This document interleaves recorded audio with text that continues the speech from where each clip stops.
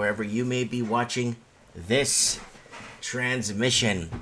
You are tuned into Trends in the Housing Market. Guys, I'm having severe microphone issues. I had to take one microphone apart and get another microphone that was sent to me that wasn't working and kind of make one work. I hope you guys could hear me okay out there in the YouTube/social media land, wherever you're watching this transmission. Broadcasting from Merritt, British Columbia. So we got people rolling in the comments, and if someone could kindly let me know if the sound sounds good, or does it sound like, okay, good, so someone says does it sound like I'm in a barrel, or I'm in, it's like the video I did earlier just sounded like I was in a dumpster or something. Sounds good, all right. So my family's officially self-quarantining. I went to the store today for the last time to pick up some provisions. And I didn't know they had a policy where you could take one of each item. And I didn't know that. So I'm getting several things I need. I was out of shower gel. My mom was out of shower gel. My wife was low on shower gel. And my kids didn't have shower gel. So I went to go pick up a few shower gels, a couple of other things. And when I got to go pay, they told me I wasn't allowed to take more than one of each item. And I was so upset. And everybody in the lineup in a circle was looking at me. Everybody from the other lineup, my lineup from behind, everybody in the store that was in that radius was looking at me like I was the biggest criminal to walk through there. And then not only that, the guy behind me was like 90 years old. And I'm pulling the stuff off because I have to go back and fix my cart. The guy behind me goes, "Are you backtracking? All right, I'm going to go ahead of you. I don't have time for you to take your stuff off of the where you pay, right?" So on the counter there where you pay. So I'm taking everything off, and I just left the shopping cart there, and I walked out. I was like, whatever, I don't care. So I went to another store, and they were doing 2 items of each kind. So I got the shower gel I needed. I got everything I needed. You know what I'm saying? I wasn't playing games. I'm not here to play games. So we got Papa Pissed in the house. Okay, who we got coming in the house here tonight? Yeah, I'm wearing my dad's jacket. Looks pretty good, eh?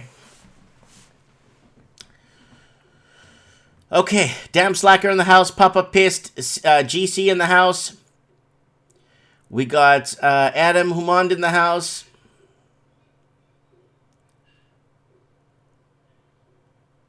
Don't take a man's shower gel. Shower gel. Yeah. So, like, I mean, it's like everybody is so overworked with this. I'm laughing through my teeth. I'm like, they're thinking, well, he's not going to get no food today for that kind of behavior and trying to overspend or I didn't even have toilet paper in my thing. If I had toilet paper, I think I'd piss off a lot of people, but I didn't even have toilet paper in there. So I said, goodbye. And I went to the other store and got what I needed. So I'm not too worried. I'm loaded up.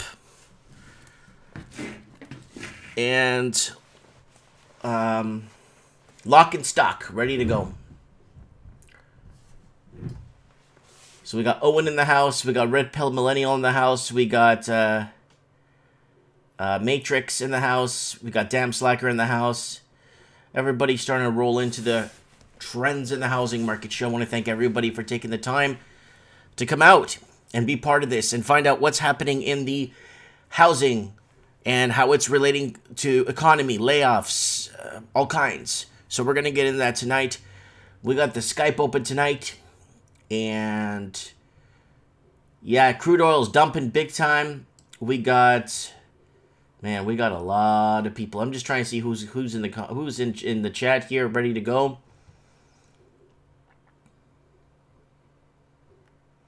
Yeah, China's saying there's no cases today. Good luck with that.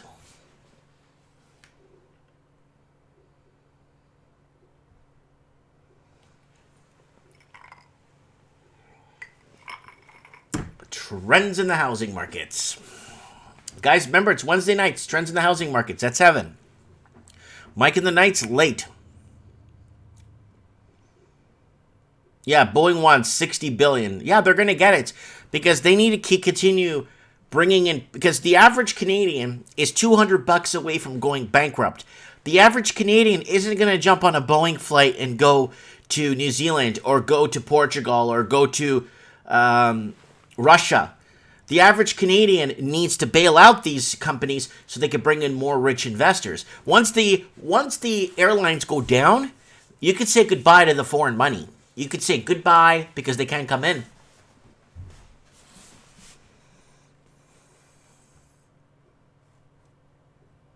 Low roller scratcher in the house saying YouTube subscriptions is not working.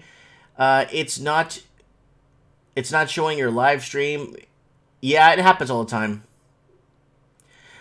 So Daniel G is saying, do you think they're likely to have bail-ins, Mike? They will have bail-ins only when they ban cash and go strictly digital. If they have bail-ins and start taking people's money out, they're just either they're going to have to close all the bank machines and put a $10 limit per day. Now I've heard rumors that they're actually thinking of doing an $85 or $100 shopping limit. Right? $85 to $100 in Texas is a lot of shopping, like for food. $85 to $100 in Canada is like 3 things. Right? $85 to $100 in Australia is a pack of smokes. So if they put down the limits and they start saying, okay, we're going to limitize now. We're going to start limiting how much you could spend. Never mind how many items of each item you could take.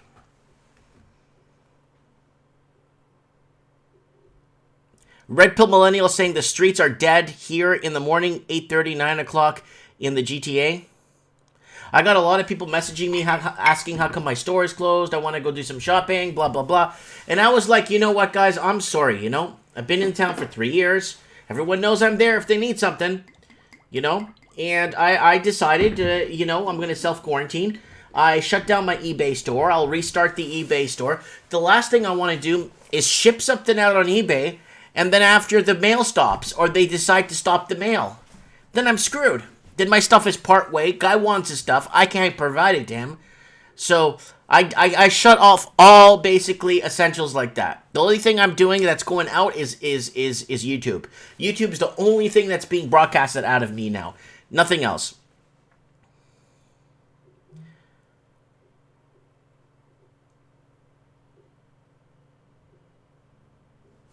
Gaming party. I bought 3 big bags of rice back in early February. Like a year's supply. Good for you. So Papa Piss saying it's dead in Ottawa tonight.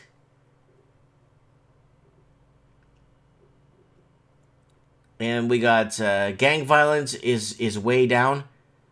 Really?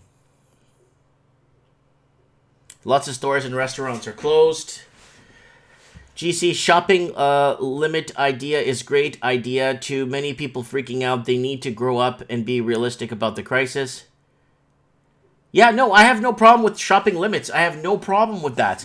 The problem is that if they're stopping me from buying 3 shower gels for me to shower, because none of us were all out, and they're telling me they can't ring my order through because I've packed up more than I needed. It's like, you know what?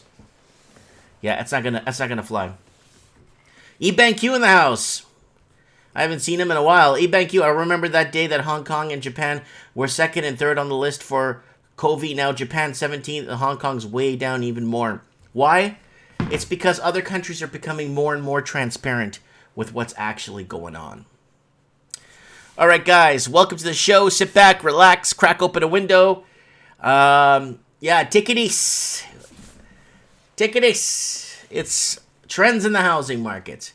We're going to look at layoffs. We're going to look at Hollywood. We're going to look at job opportunities, job losses. We're going to look at housing crash, housing developments, housing builders, the whole 9 yards.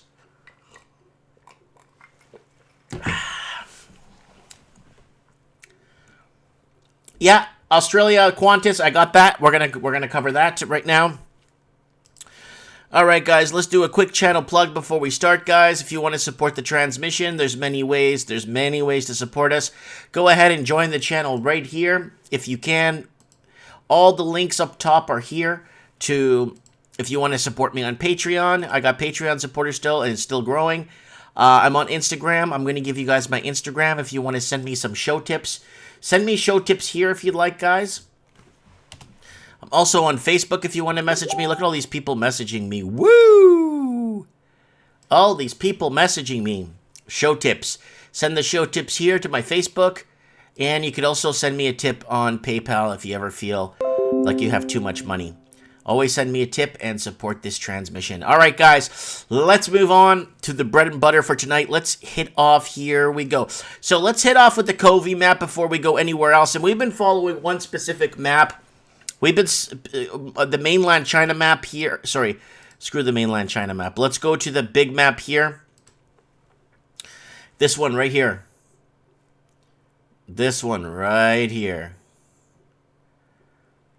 This other location. So China's not getting any more cases. Congratulations. We don't care and we don't believe them. So good for you. It's the other places now that we're worried about. This crap started in China. Now it's basically ripping through the rest of the world. And then now you got the leader of China saying that it was America that did it with a spy. Give me a break. All right, so we're going to see Italy start taking the top platform there. Wow, there are 3,000 deaths now in Italy. Wow. Wow. And then you got Iran here. Spain. And if you're going off how many people survived and recovered and died, this is for every 3 people, 1 would die here in Italy. For every... So basically, for every, well, that's pretty bad.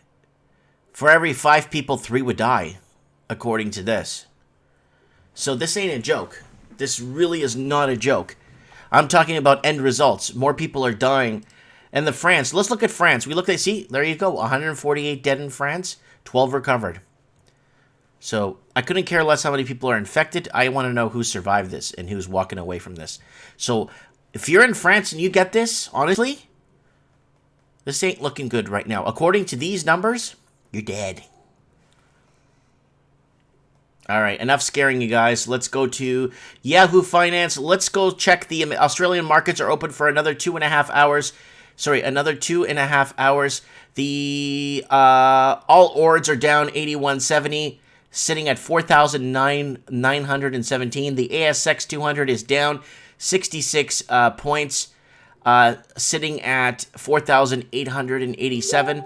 The Australian to US dollar is down 55 cents. 55 cent Australian to US dollar is at 55 cents. This is the great Australian peso. I shouldn't say that too loud because I want to make a video about that and someone's just going to grab that and make a video of that, right?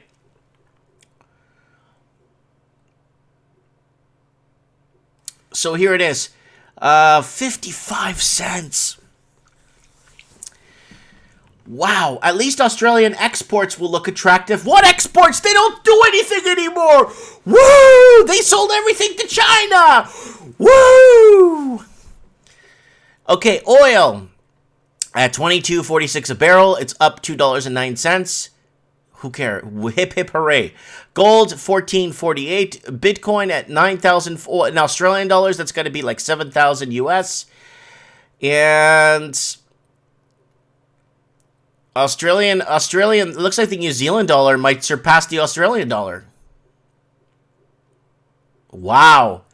The NZX 50 down 223. FTSE's getting kicked. NASDAQ's getting kicked. Let me see what's happening with the Nikkei is up 10 points, sitting at 16,7037.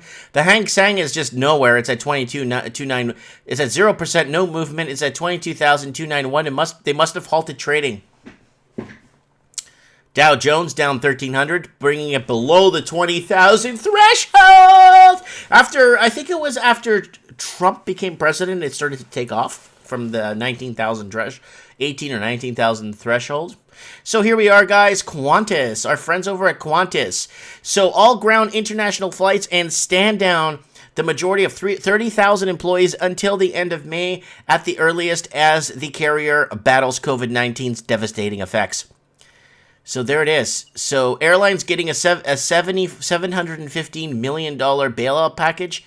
The whole airline industry is nice, but when people could travel. But when the average Canadian was $200 away from going bankrupt, the average Canadian won't be taking flights, right? That's the problem here. So bailing out something that the average person won't use, I think they should bail out and get better schools, better hospitals, than bailing out airlines. That's just my opinion, right? So here it is. Coronavirus is taking its toll on Canada's real estate market. We covered this early, and this article basically does not tell us anything. It just gives us a thing that not to worry, things are going to blow over. Okay, so this other one here, this is going to affect housing for sure. When people are out of work, Chinese port restrict ships from virus-hit nations for 14 days.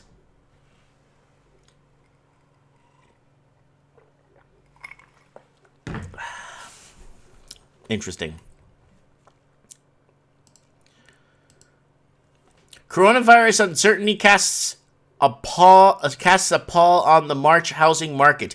Oh yeah, once we get the numbers in for the first quarter, anxiety is permitting the Toronto area real estate market as buyers and sellers try to grapple with the coronavirus and its impacts. Patrick, a real estate agent for Bosley Real Estate in Toronto, is advising his clients not to list properties for sale during such a tumultuous time in Canada. So if people don't list, things don't sell, prices don't move, things don't fluctuate, and it creates mass uncertainty. Let's check out our friends at Better Dwelling. See what they got for their cover story today.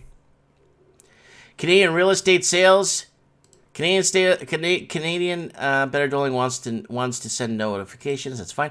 Canadian real estate sales were booming before the abrupt COVID-19 halt.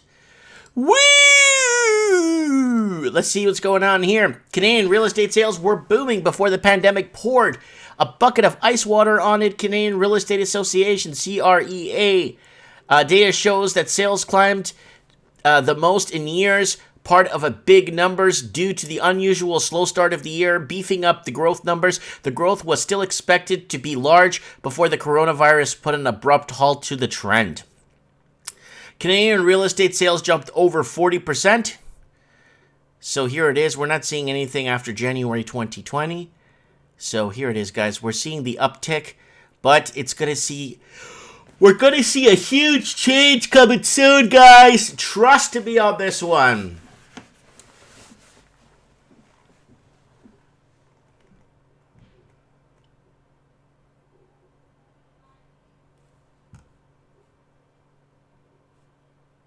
I'm just reading the comments.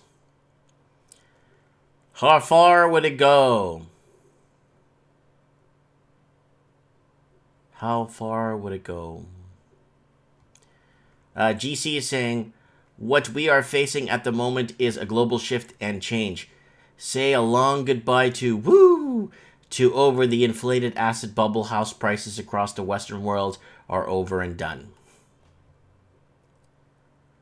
Dragovich, Thomas Lynn saying, I'm ready to turn to Jesus. Yes, the prodigal son. So here it is, guys. So here it is. Canadian real estate sales by market. So we're trying to see, let's see if we can get February here. So there it is. February 2020. You can see it's picking up. Look at that. It's all February is picking up. It's a huge uptick in the spring markets. Change by market. There it is. And there's Dedmonton at the bottom. So what's happening is people are now not listing and people are not now going to sell and people are not now going to take a chance. You know what I'm saying? I closed my store. I got a lot of people messaging me and I'm like, sorry, man. I'm really sorry. It's nothing personal. It's just, I got kids at home. I got a wife and I got my mom at home. The last thing I want to do is bring something home and get everybody sick, you know? Yeah. Dex and Blues got a good question. Why are people so excited about money? It's all worthless right now. That's right. it's going to get to a point where you could only spend $100 in the grocery store.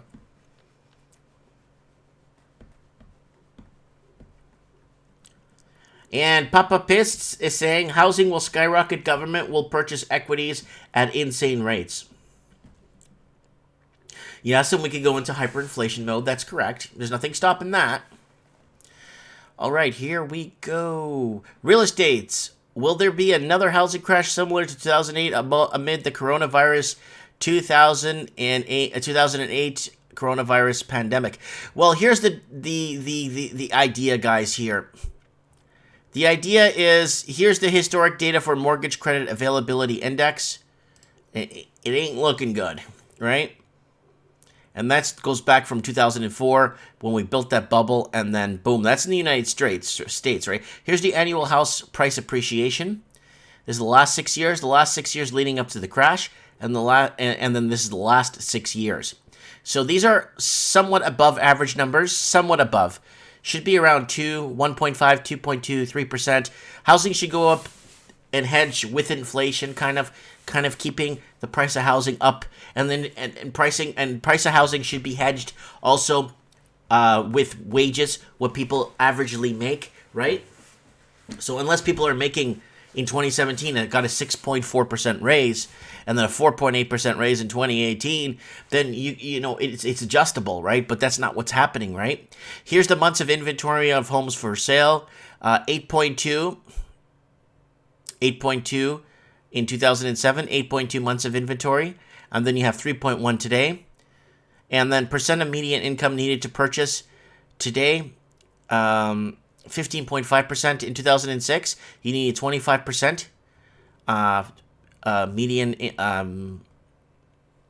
income to buy. So you got to be really careful. Things seem like they're bad, but they were worse before, right? So, but things are getting to a point where now there's everything. See, America hasn't been hit with a lot of foreign investing. Like they have, but because they have so many homes, they have so much on the market, they have so much, right? A bigger population, bigger everything, lots more infrastructure.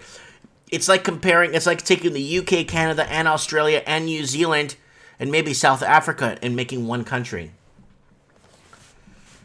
So let's keep going here. Can the coronavirus and the stock market's meltdown break America's addiction to fantasy?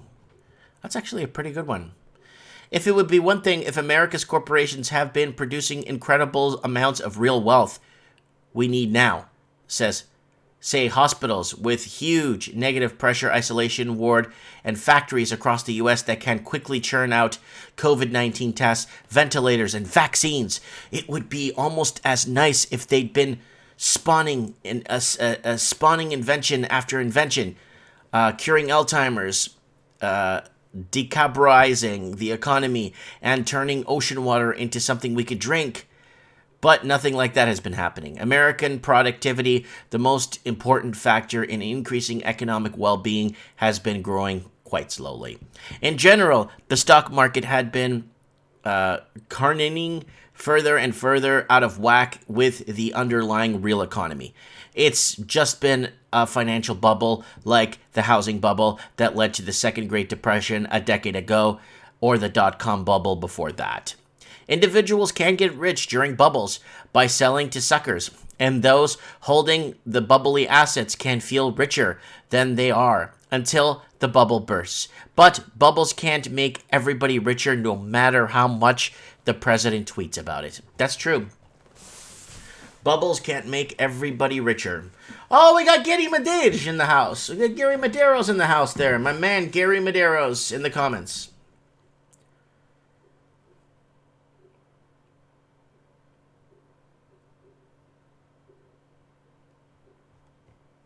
So it's all about Van and Sam. Says the housing market is dumped forever from the UK.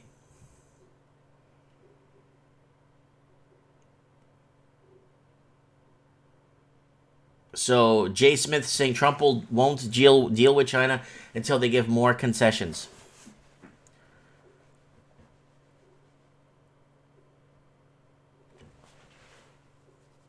Oh, we got who is that? Sorry, I thought that was somebody else. David Xavier in the house saying hello.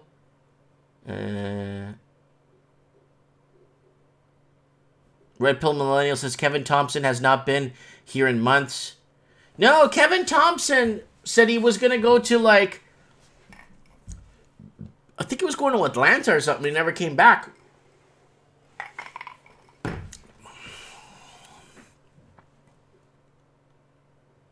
Yeah, make money when shorting.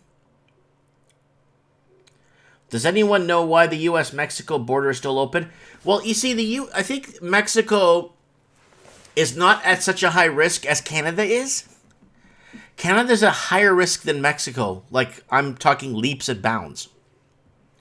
Canada has done nothing to stop flights in. And Canada, our major cities are predominantly Chinese, and a lot of them go to China and back, right? They're trying to make it seem like now there's nothing wrong in China. They fixed the problem. But I don't believe them because they've been lying from day one. Right? So, is a housing bubble on the horizon? Every day we hear conflicting information about how the economy and the real estate market is faring. Are we the beginning of a huge housing boom, as some analysts suggest, or is a housing bubble just around the corner? Responding to an October survey by the real estate company Zillow, almost half of the economists and real estate experts are predicting a recession that will commence in 2020. On the other hand, some economists have suggested that there won't be a crash until 2026, if at all. Wow, 2026, and that was posted today, so wow, 2026. So Solid X are saying the cruise industry is finished. That's true. We got Solid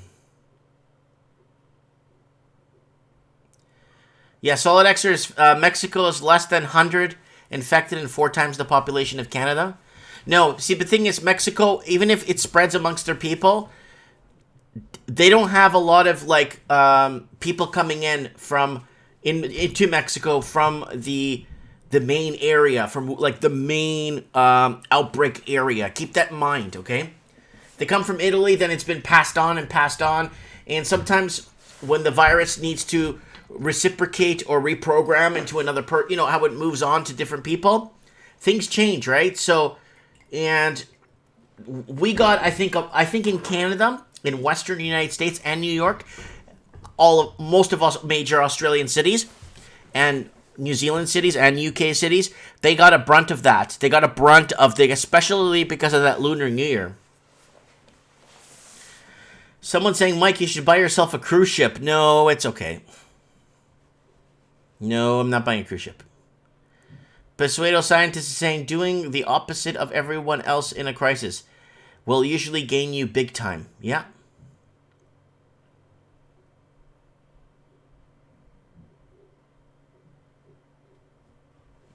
Yeah, Thomas Lynn is saying if you get tested positive for COVID in North Korea, you probably get shot on sight.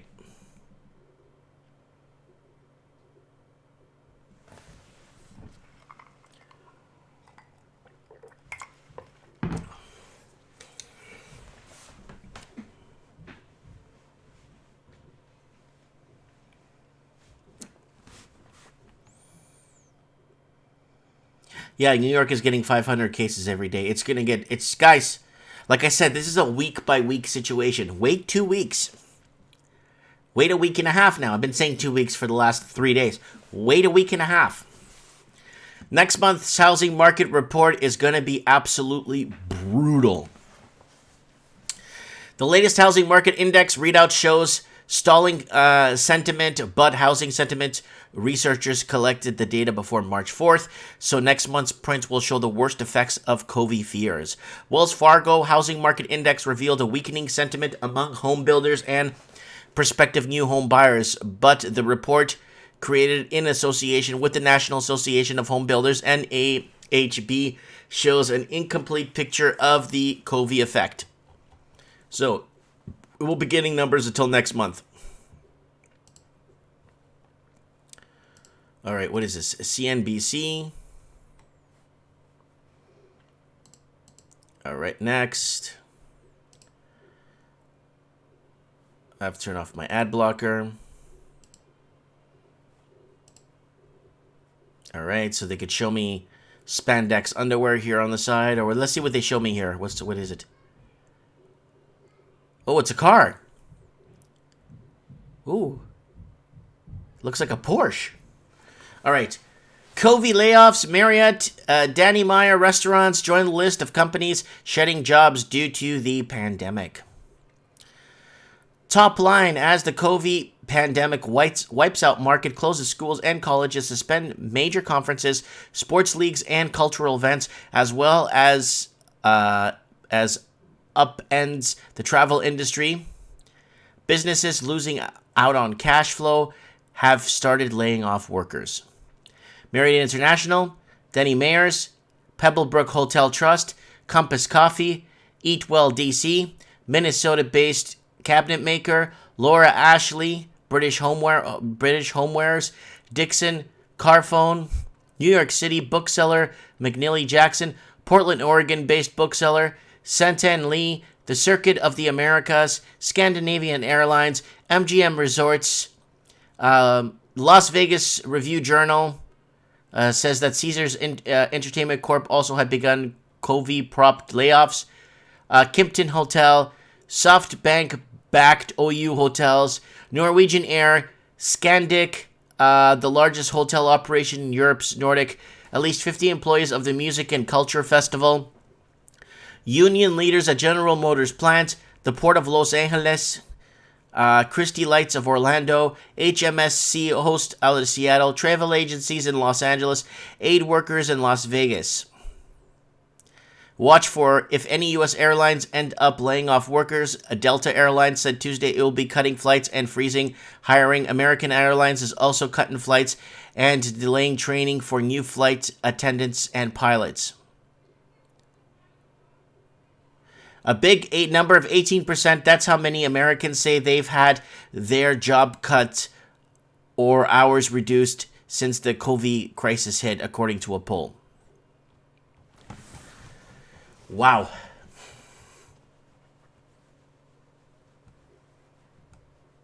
Someone's saying to list something.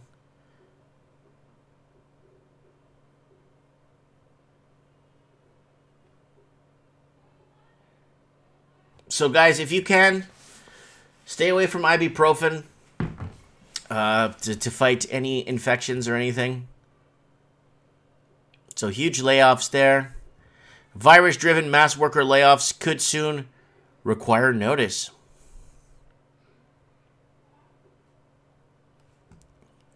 A 60-day window of time that the federal law requires for many employers to provide notice of mass layoffs is testing new bounds in industries such as restaurants, retailers, airlines prepared to shed workers as part of the shutdown caused by the novel COVID.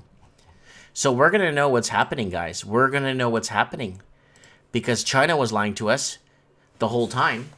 China's not getting any cases now! Woo! It's all good in China. Maybe everyone should move to China. They're not getting any cases now anymore. Everyone should leave America, all these countries, Brazil. Go to China. They're not getting cases. It's the safest place to be.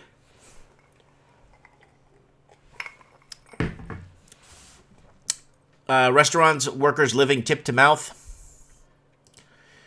54%. Hi everybody, Karen Roby here. 54% of workers fear layoffs due to COVID. Sydney Melbourne house prices growing at fastest rate in 3 years before the virus outbreak. Woo! So my friend's watching this right now in the United States of America. Man, do I have to show... I want to show you guys how free you guys have no idea. You see... okay, let me just show you this house. Okay, you see this house? Okay, you see this house right here? Let me zoom into this house. You see that house right there? That 2-bedroom and bath? Right there. You see that? You know how much money that is in Sydney? In Australia? Like outside of the big city, like just 20-minute drive? $2.6 million. Do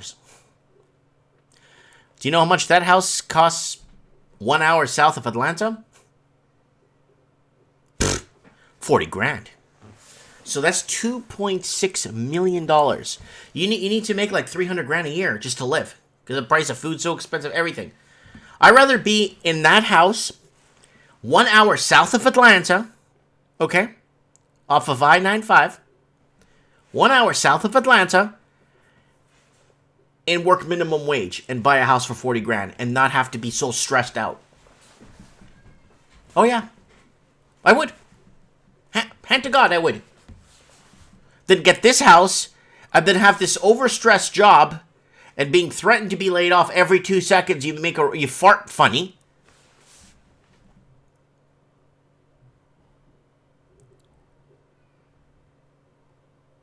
Yeah, no, 40K. This is 40K.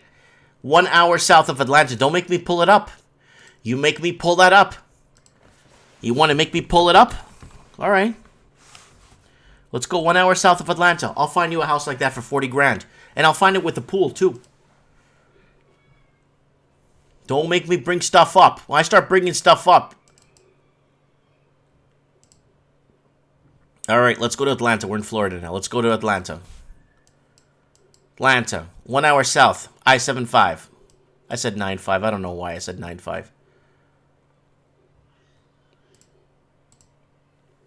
All right, let's go 1 hour south of Atlanta. Where's Atlanta? There it is, Atlanta. All right, let's go 1 hour south. Let's go to price. 40K.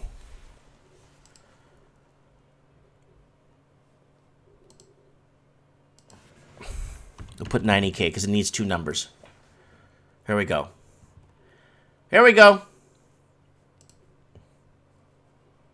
And it comes with land. And you have a chicken. And you have a lake.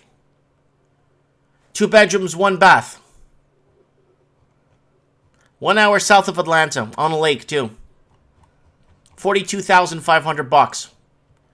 And it has the strong roof. This one here. Where's that house? This here has got shingles. It's all like falling apart. That's $2 million right there. When you can grab this 1 hour south of Atlanta for 40 grand. That'll be a great place. COVID-19, something hits. All you have to do is just clean it up, sand it down a bit, you know, maybe redo the flooring. Yeah, that's it. 40 grand. 42,000. You're looking at a mortgage payment of $122 a month. Property tax is $290 a year. How you like them apples? Oh, Mike, you can't find a job there. There's 350 million people in America, and if you can't find a job cutting people's grass to make $100 a month to pay your mortgage, there's something wrong with you. All right? Let's say somebody gave you some money. 61,000 American. That's like 95,000 Canadian. Lots of land? Yeah, it's going to need a bit of work, but you have a house. I would honestly, if somebody offered me this house for 61,000, but I have to live in it for the rest of my life, or this house here in Sydney, Australia, that's worth $2 million, and I have to live in it for the rest of my life, I would live in this house 1 hour south of Atlanta. I would. I would never get myself in that kind of prediction. Never in my life would I ever put myself in that kind of a $2 million mortgage for a 2-bedroom house in Sydney. You got to be out of your tree. So let's see what else we got here. 59,000.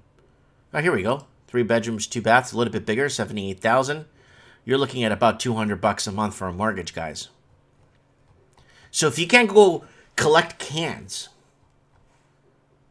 to take in, to pay your mortgage, there's a problem here. The people that suffer the most, or the people that complain the most, or are always upset in America, are the ones that are not productive. The ones that complain all the time. I go down there, it's a different story.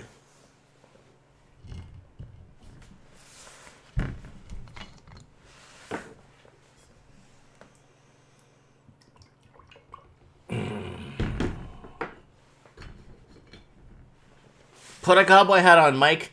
Tonight, you look like the perfect country boy. No, I'm wearing my dad's jacket.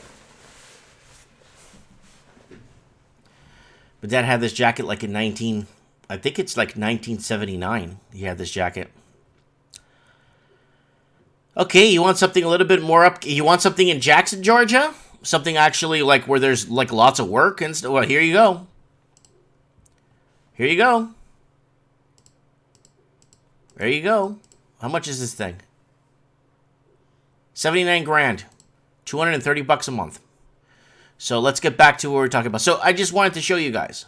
Like, so people living in America, like, and the reason why I'm showing Georgia is because I've been to Georgia many times, okay? All right, let's do this. So let's go back to where we were. So this, in Australia, this house right here, $2 million. Not pesos. Even 2 million pesos, that's still too much money for that house. 2 million Mexican pesos, that's so much money for that house. Don't make me show you what you could buy in Guadalajara for 2 million pesos. You could buy a house, okay, with a house inside the house. Yeah, and an indoor and outdoor pool.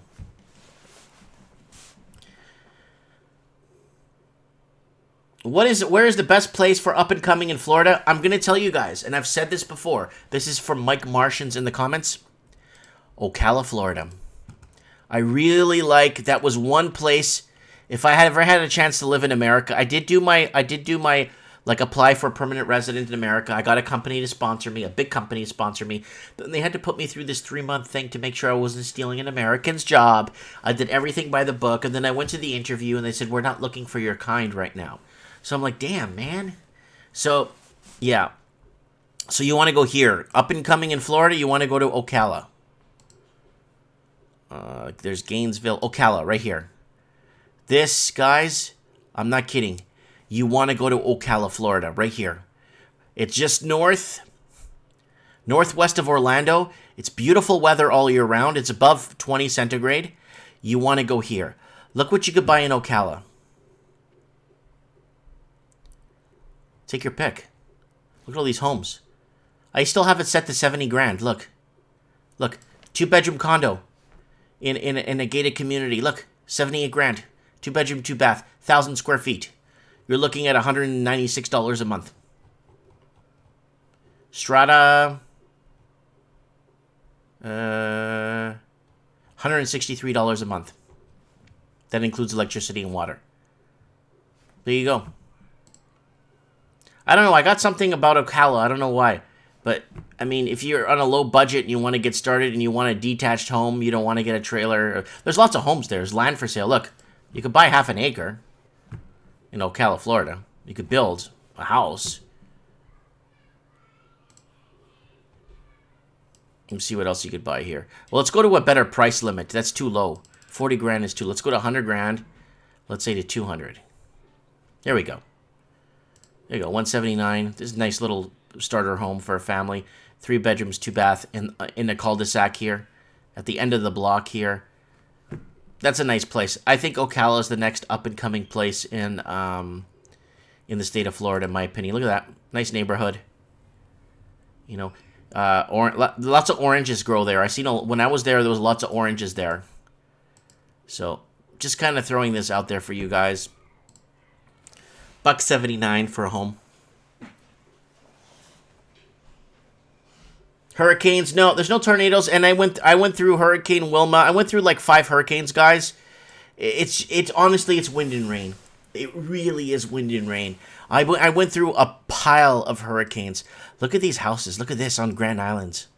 Look at this, $197, $197, $700 per month, man.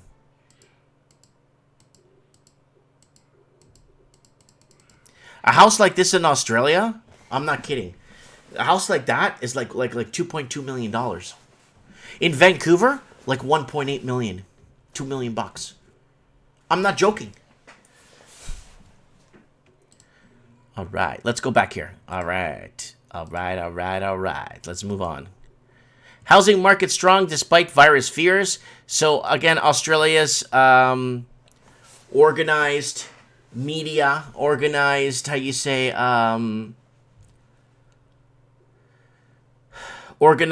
real estate media is basically saying that everything's fine, virus fears are good. Let's get the McChronicle. Hey, McChronicle, can you come on and give us an insight on what the heck's going on?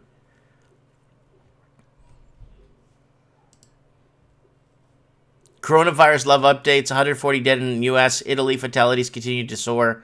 Yeah, Italy's the one we got to keep a look. We have to keep an eye right here on Italia. Where's Italia? Right here. We got to keep an eye on Italy, folks. Italy is the make or break for us. Italy's going to be the one to tell us what is really going on. With half the people dying of it, and well, not half, like 20, like say 3,000. We're not that far from 3,000 dead to 4,000 recovered. Your odds of beating this thing ain't good. Oh, McChronicle's home. Okay, let's give him a call.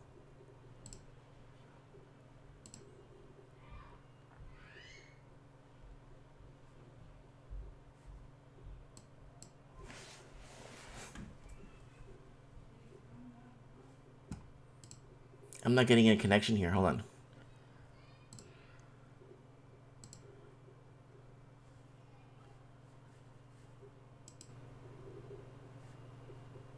Hello? I can't hear him. Hold on, McChronicle. Let me figure this out here, buddy.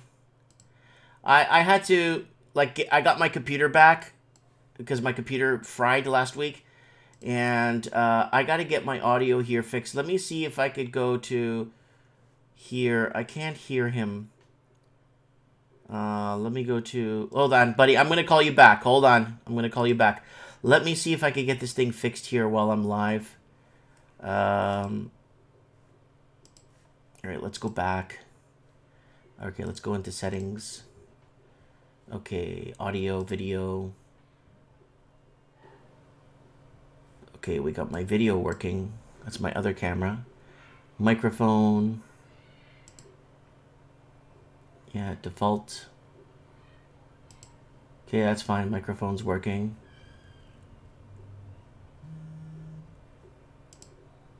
Okay, we're not getting this to the speakers. That's why. I don't know why. Huh. Sorry, guys. Sorry about this. I'm getting some audio issues here. I don't know why. I just hooked this back up, so I'm not getting any audio issues. Yeah,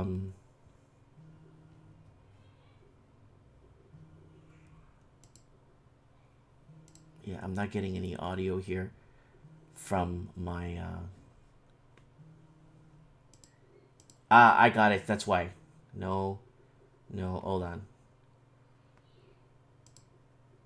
All right, I think this might work. I don't know. I don't know if this works. Let's give him a call back. Let's get the McChronicle on the show and see if we can get this thing. If we get, we'll work this out with him on the phone here.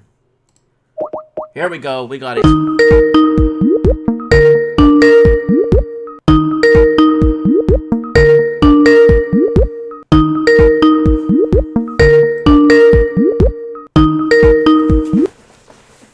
Hey, Mike. Yo, what's up, dog? Oh, not much, man. I had an easier time connecting than you did, but anyways. Yeah, no, I just had to. I got my computer back, right? It did great. Yeah, I missed the first part of the show. It took the guy almost half a week to fix the damn thing, but he got it fixed. There's quite a few problems with it all at the same time, heating issues and all that crap. So, yeah. That was a brand new computer too, right? Yeah, 5 months old, 4 months, 5 months. Yeah. Oh boy.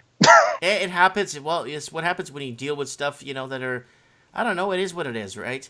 Okay, what is going on? What is happening with the banks? What's happening with the economy? What's happening with the dollar? You see the Australian dollar is pushing 55 cents. Yeah, and we just broke 70, I believe, this morning. Yeah, 68. Yep. All I can say is, there's serious liquidity concerns globally right now. What you're seeing in bond markets across the world is no joke. And people trying to mess with it are really barking up the wrong tree. This is only going to get worse before it gets better. Where you're seeing this really honestly is the U.S. dollar. the U.S. dollar index today plowed through 101 like it was like a quarter early on Twitter. It went through 101 like Homer Simpson runs to the ice cream truck. I mean, it just ran through like it was nobody's business. In fact, the 2016 high for the dollar, I think, was only like a point away from here, which it should probably plow through no problem. Mm-hmm. But yeah, I mean, we can get into that. I mean, the one thing I kind of wanted to get into, to be honest, you saw the same stimulus package in the 6 months the CMHC is giving and all that, right? Yeah, that's huge. That is huge. They want this housing market to stick. That's all they want. I think they don't want the housing to go up in value anymore because now nobody could afford anything. I think what's happening is they just want it to be where it's at. They think this is a comfortable level, but nobody makes enough money to live. So, Well, I mean, it even goes beyond that. My first beef was the CMHC coming out and making that announcement about the 6 month deferred payments. I know the banks did it afterwards, but the banks are just following the lead from the government, anyways. The thing that really got me about that is, in my opinion, it made a lot of people panic. Let me explain this. When the government came out and made the announcement, I'm sure a vast majority of people, yeah, I know there's increased problems in the system and everything else, but the people that are still going along fine turn around and see the government doing this, and they're thinking to themselves, "Oh my God, what crisis!" Right? The reason why that was honestly a stupid move for the government to do that. I mean, here's the thing: if you're honestly in a situation because of this, or you're about to lose your job, or some bills came up, or whatever, if you've been good on your mortgage your whole life, you don't think you couldn't call your lender and they can give you a month or two, like 2 months grace, no problem, like without the government even getting involved. mm-hmm. I mean, believe me, the last thing any lender wants to do is take over the asset they had the loan against. Believe me, I think That's of right. last resort things. It's probably the most costliest thing they're ever going to do in their life, and they ain't going to want to do it unless you're being a total complete effing prick. Part of my English. Can I be a little, can I add something to this? Sure. Do you remember the other day when you said that look at jobs? You're right. But here's the problem. This is let me deflect that in a way by saying it doesn't really matter because a majority of the people in Canada, a majority are $200 away from insolvency anyway. So that being said, a majority of them do rent. Now, a lot of the big numbers in real estate aren't locals. It's all foreign money, right? Now, foreign money is drying up with the whole COVID thing. So, That's right. you get what I'm saying? So, if somebody loses their Oh, I job say. working at Starbucks or at Blockbuster or somewhere, it's not going to affect the housing market as much as they think it is because a majority of that housing in real estate, like if you go to downtown Vancouver, a lot of the big centers, the big banking centers, like the big buildings, it's all owned by Yep. China. Oh yeah. Well, So by the way, it doesn't really matter what happens to the Canadian living in Canada losing a job. I don't think it would be too much of an impact on a completely bought out market that's not even owned by the locals. well, also, I mean, it's a good point you kind of push back on, but here's the thing you got to remember as well too: the liquidity problems globally are hitting everybody. It's not just hitting locals here; it's also hitting foreigners. It's also hitting investors. Mm-hmm. It's also hitting speculators. Also, like this thing is hitting everybody. Mm-hmm. I mean, I guarantee the speculators were the ones buying on margin who got their clocks cleaned in the stock market, and all of a sudden had their margin clerk call them 2 weeks ago too. Mm-hmm.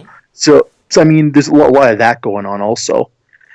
I want to touch on one point you said about the renters, though. Mm-hmm. I've gone through this whole stimulus package. I can't find one thing in here that helps the renters. Can you? Well, of course not. Well, that's what I'm saying, right? I mean, A honestly, majority of Canadians aged 18 to 35 rent. oh yeah, it's a vast majority down that category. Yeah. I think the numbers they're even lying what they're saying it is. And a majority of like 75 to 90% of foreign students in Canada own.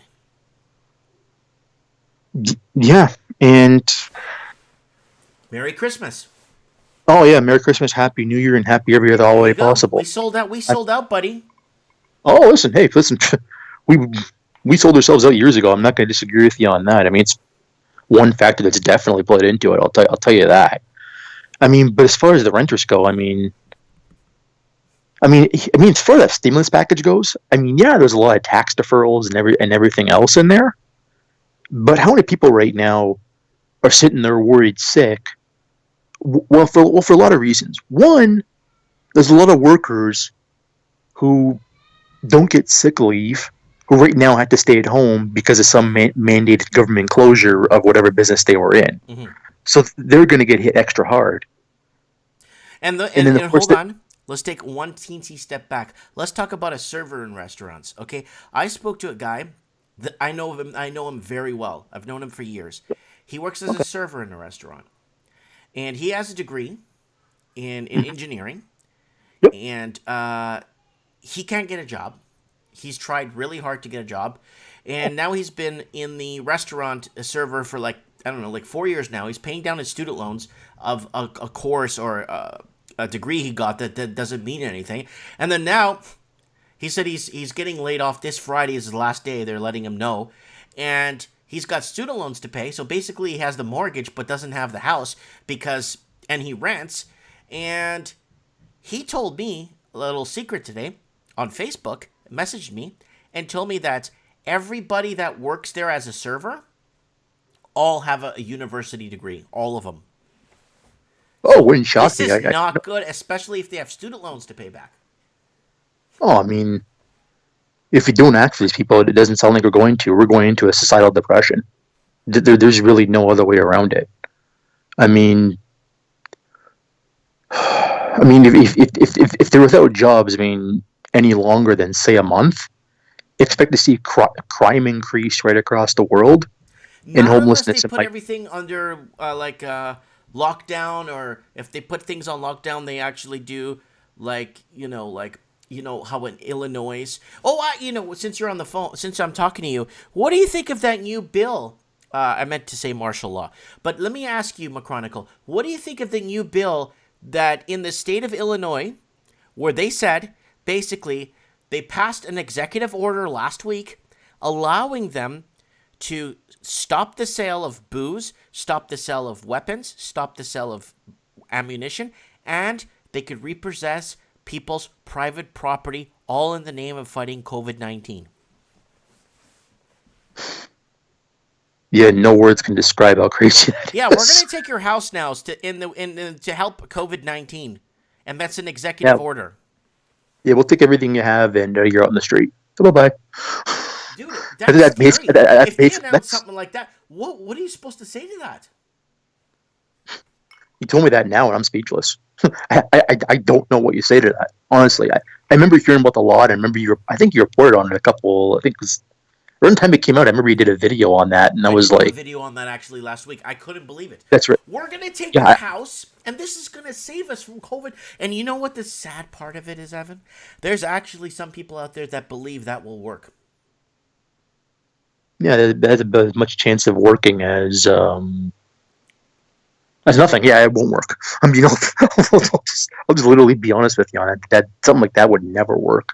Yeah, we So know that. It's like telling, oh, we're gonna get a magician here, and he's gonna make the rabbit disappear, and if he doesn't make the rabbit disappear, we're gonna make him disappear instead. That's still not gonna work. It doesn't make any sense. It's not gonna make him disappear. I'm just trying to be like as dumbed down about this as possible. Yeah, I, yeah, you're fortunate you can even put words in it. Me, I can't even put words on it. Normally, I'm on your more viral videos. I'm pretty active in your comment section. I had nothing for that. yeah. I'm sitting there watching the video Let us again, and I'm take your like, land, Evan. Then this will help combat COVID virus. yeah. Then it puts you on the streets where you're more exposed. I mean, yeah, it's pretty smart. Guys, I I mean, don't know. Okay, so I don't now know either. let's talk about inflation. Where are we looking at inflationary levels, especially when they're like I got into an argument in the comment section with somebody when they said I said that taxpayers will be paying with all this money that's being injected into the markets. They're like, no, this is stimulus. This money is stimulated created by the feds and injected into the markets. It has nothing to do with taxpayers. And I went back and I said, yes, it sure does, because it decreases or deflates the price of your damn money, and that's how you pay for it. Exactly. I mean, like essentially, what you're seeing right now is the beginning stages of MMT in progress, and that's what the bond market the last couple of days is priced in. When you're throwing this much money into an economy, yeah, you're right. It deflates the value of the currency itself, which in and of itself is super inflationary. So I don't know, like how you can go ahead and fight that point. Like throwing money directly at something is always super inflationary, and the taxpayer always ends up footing a massive bill for it in a big way. So, I mean, every single study throughout the course of history has shown this, and now we're seeing the beginning of it at absolute steroids. And Okay. believe you and me, they're going to do everything they can to try and stop this. So do expect more of it. Do you see banks creating a sort of leveraging system with putting funds in reserves? Because I know in New Zealand, a few months back, they passed a law that banks need to have at least 18% of what they have on the books in reserves, right? I Yep. think the Canadian government announced today or yesterday. How many? Do you know, Evan, how much they need to have in reserves? Do you know? I'm not sure. I don't have the exact number on me. Sorry, I don't I think the don't banks actually. can get more than I, 3% in their reserves with the amount of the price of housing and the bad deals they have on the books. would I mean, I'm not sure about that. I have to go ahead and check into what they're going to Well, yeah, do. because if they have, well, it doesn't matter what the government, but I'm saying if banks in Canada need to get some sort of reserves to re-leverage, I don't think they can. Oh, they can't do that. Oh God, no. So what could they do? You know what? You know, if Peter Schiff was on the show, you know what he'd say: banks should be buying more gold and silver in their reserves. Well, they should have had it to begin with. I mean, the Bank of Canada sold all its gold years ago. We can get into that all day, but um, well, the only way I mean, pretty much at this point, I mean, put it this way, from what we're talking about behind the scenes and stuff, the only thing the banks are praying right now for is a bailout.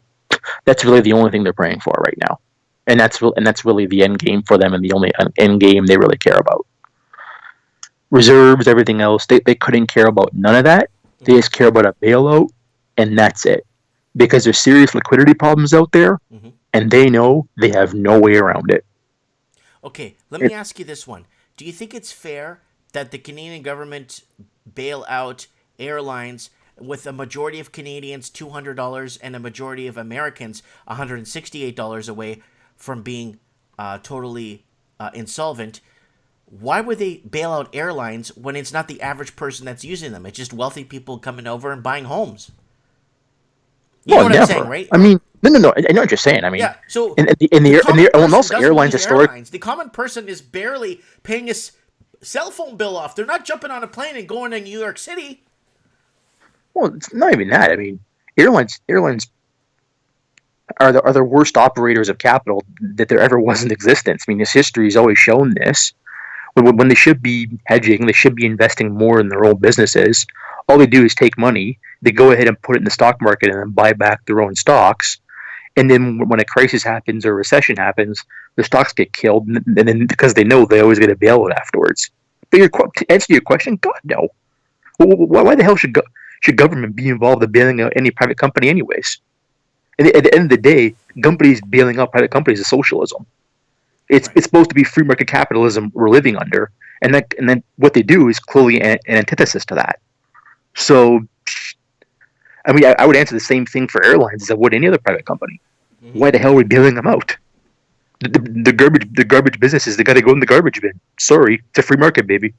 That's right. And we shouldn't be paying. How many times did the Canadian government bail out Bombardier? Oh God, too many times to count. Like I six think we're. times, five times?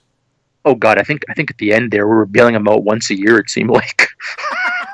But in all fairness, they should let these companies run on autopilot, you know, crash land, and then maybe come back, you know, with a better idea or a better business model. Stop, getting stimulus and hoping for governments to bail you out. That's so dangerous because they kick the can down the road, and then it's suckers like you and me that end up having to flip the damn bill.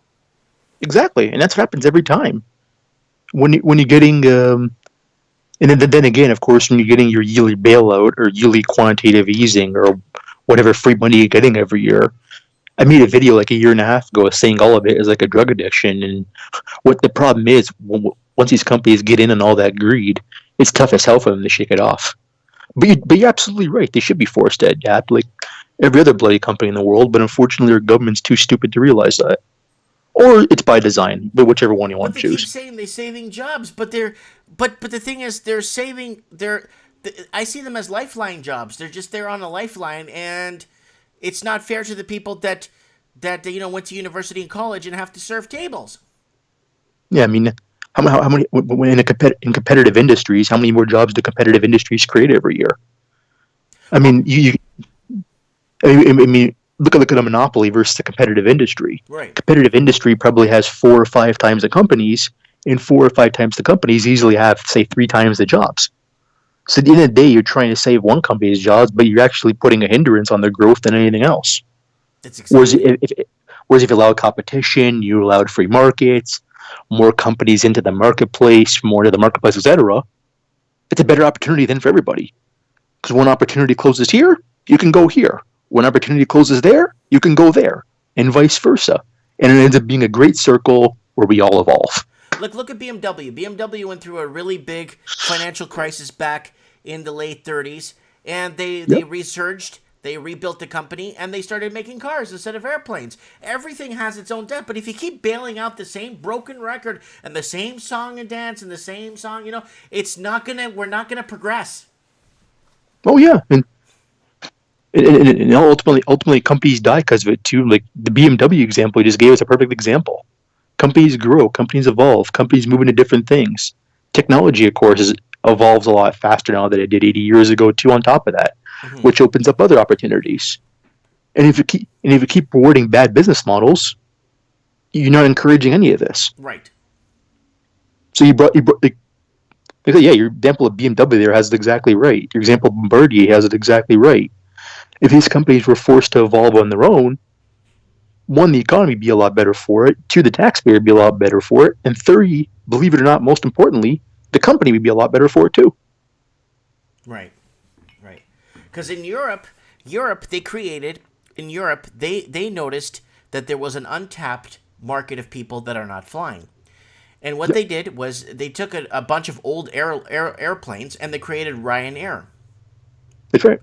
You could fly from Portugal, let's say from Lisbon to Paris for like $50, you know? Yep, And that's they right. set it up in a way where they targeted that specific and then I don't know if they're doing well now because of COVID, but they were hard they were the toughest guys to beat in the markets. You could fly from Berlin to London for like I saw flights for $22. Yeah. Oh yeah. I mean, yeah, it's crazy. It's crazy what we got here, Mike. Comparison to everywhere else in the world, it really is. I mean, oh yeah. I mean, there you go. A little innovation, a little this, a little that, and now you could basically go anywhere in Europe for a cheap fee. I mean, there you go, right? Companies evolving, companies emerging, and bada bing, bada boom. Let me ask you something. Let me Yeah, ask you this. sure. Let's talk about COVID for a second. Do you see Canada becoming like an Italy? I personally, I think we're already there. We just lack the test kits in order to know how many cases we have. If you want my honest answer. Okay. So now Italy, of course, has a double whammy. Of course, especially where it hit in northern Italy. There, it's also. I mean, northern Italy is also very touristy as well, and Italy, of course, has an older demographic, so the death rate's a lot higher than other places in the world too. Unfortunately, because of that, Mm-hmm. will the death rate be as high in Canada? I would hope not, and I really don't think so. But as far as our case count being that high, and I mean, even then, how many flights are still coming out of these places like 2 weeks after they had breakouts? I Oh, mean, Canada was it one was of the last to close its borders. oh god, oh We're yeah. I we're mean, gonna be we're gonna be roasting. We're gonna be roasting in 2 weeks oh, here. I told you we already are. Like Mike, listen, I think we already are. We just haven't tested for it yet. Like I think basically the way the way I actually figure it right now, take whatever number the government's giving you for total cases, Multiply it by 50, that's a real number. Mm-hmm. Which then, if you do that, I believe we're actually past Italy, or either equal to or past Italy, as a matter of fact. Hmm. And I believe us and Italy have similar populations too. I believe. No, Italy's like 75 million. Oh, that's right. Yeah. I Yeah, always yeah. forget We these. only have 30. Canada's population has been tough to get off the ground. Uh, Yeah, and we have a bigger land mass and everything else yeah, on top of that. But yeah. oh yeah, I always forget that. Well, ever No, since they yeah, closed, ever since Canada closed European immigration, I think it was in 90. It was 94, right? it was 90. I believe it was 94. Yeah, I believe 94, yeah, 95 is when they let no more somewhere like Europeans that. into Yeah. Canada. And now all the Europeans are taking one-way tickets back home. Everybody's going back. A lot of people going back to Europe. Lots of people going back to Europe. Oh yeah, I know. And yeah, we had a discussion about this a couple of months ago. I know a few friends from high school that done the same thing themselves back to, I believe, Greece Greece, yeah. and Spain. and yeah, mine are Greece and Germany personally, but I don't know why Germany. But anyways, um, I prefer Spain over Germany. You're definitely right on that one. Hmm. But yeah, it's in like we mentioned, it's mostly a cultural thing, and Yeah, they want to reattach to the roots again. right. Right, they do. And I've been feeling that too. I think I want to be back. I want to be with my people, you know? And I think I feel the same way about youth. I'll probably feel as passionate as you do about that one day. I could probably feel it right now. So a mhm. little off topic, but it Yeah, is what it is. yeah, yeah, yeah. All right, McChronicle brother. Guys, I'm going to show you the McChronicle channel for you guys to go. I'm going to put a link in the comments for you guys to make sure you subscribe to his channel. Let's go over here to my YouTube, and it should be one of the first ones here. Another thing to watch for. Have you heard about school boards might extend their self isolation? Most high schools, most school boards told everyone to self isolate for 2 weeks after March break. Mm-hmm. Have you heard about a lot of school boards are thinking about extending it for another like 2 months or something like that? Yeah, they're going to go to the end of the year, and then school starts in September, fresh. Well, I want to ask you on this. A little off topic from housing, I know, but I want to ask you on this. If you're a parent, say, where both parents have to work, let's say they don't have to work, let's say both parents work, right?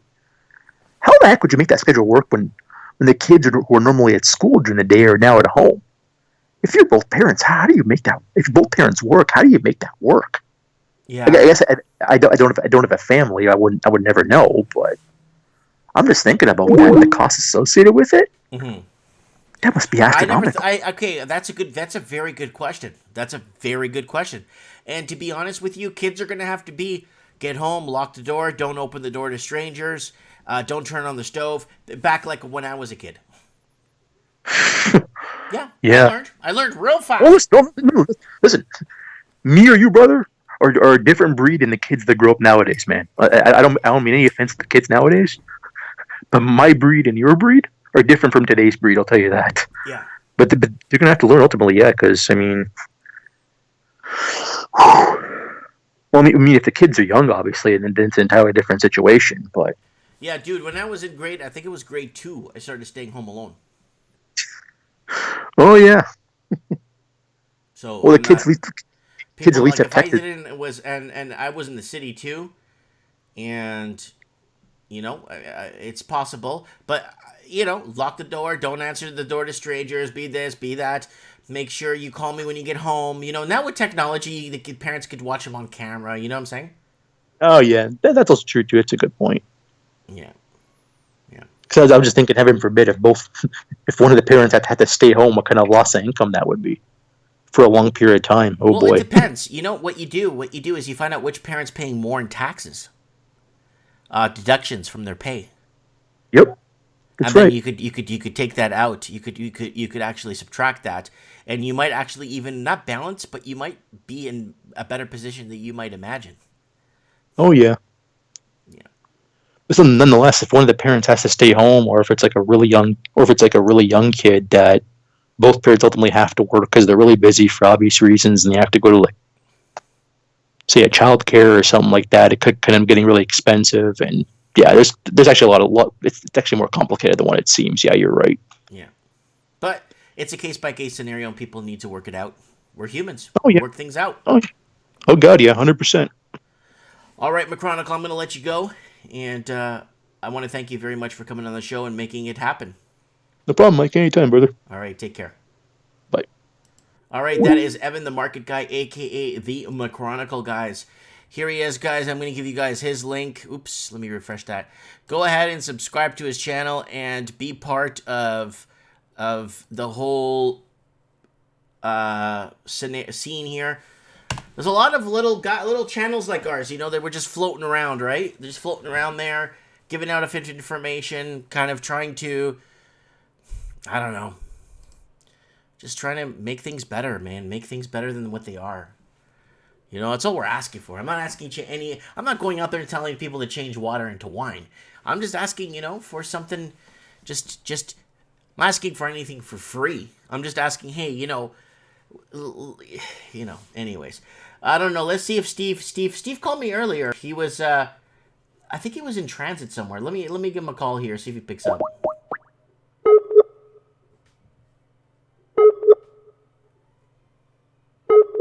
Let's see if he picks up. I don't think his phone is off.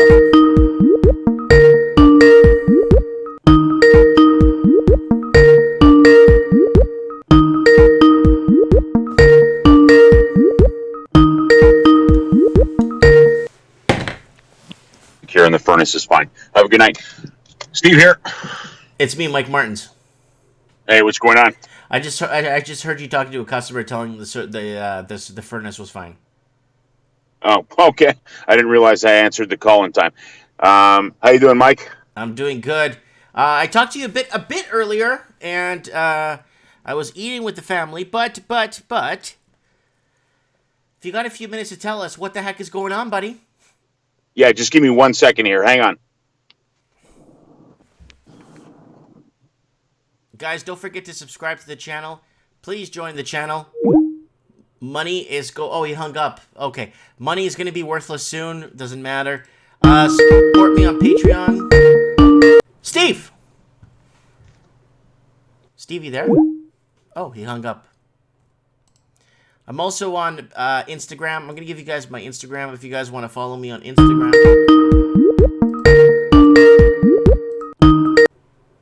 Hello? He hung up again. Steve. Yeah, there you go. Okay, I thought you hung up there. Okay, buddy, what's going on, man? Tell us, what is happening, man? Yeah, it's a crazy time right now to be to be alive. Very interesting, to say the least. I think a lot of people don't realize the full effect of what's gone on right now with respect to the recession as we kind of sort of live it here. We're not entering a recession. We've been in it for a little while. We've talked about the this COVID-19, the coronavirus being a trigger, not the cause. It depends on how you want to play it, but in any event, this definitely is speeding things up, and I mean, who knows? It may cause it may cause the recession to amplify, and it may actually cause the recession to happen and be over and done with a lot quicker. But needless to say, there are a lot of economists that have basically, they've come to their senses and they've gone ahead and said that we're in a recession. From David Rosenberg to, well, I'm not going to name any more, but there's quite a few that are singing that song right now. But in essence, I really don't think we didn't skip the recession in '08 with respect to it being in Canada. We merely skipped it as far as I'm concerned. So Can you hear me? Australia, Okay, New Zealand, and UK. Yeah. Everybody, the rest of the world watched America crash, and we kept chugging along.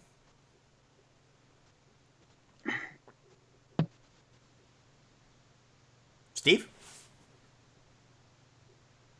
Steve, are you there? Oh, we lost a poor network connection.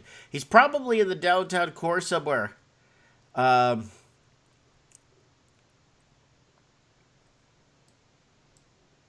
Hello?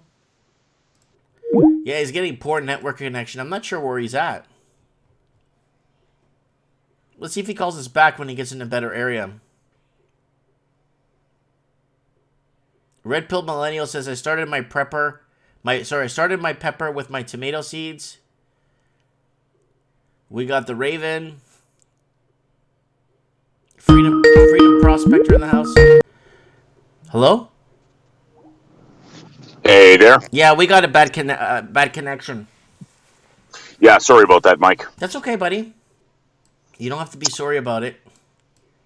So tell us. Um, So you're seeing things hit the fan. You're seeing the Great Depression coming along.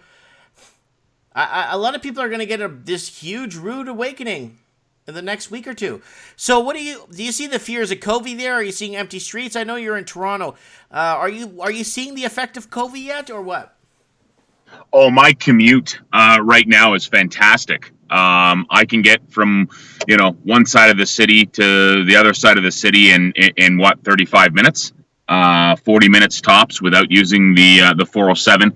And those of, for your listeners that don't know what the 407 is, that's a major highway, but it's a toll route highway. Yeah. Pay as you go highway.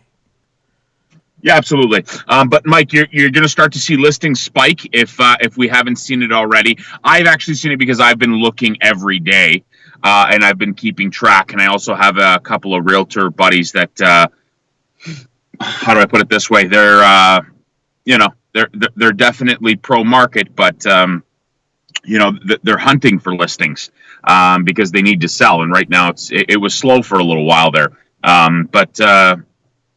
Everybody seems to understand that the economy is not what it once was, and a couple of things are happening. Consumer confidence is gone. It is evaporated. It doesn't matter how much you lower rates or how much stimulus you put into the equation. The markets have been dictating accordingly.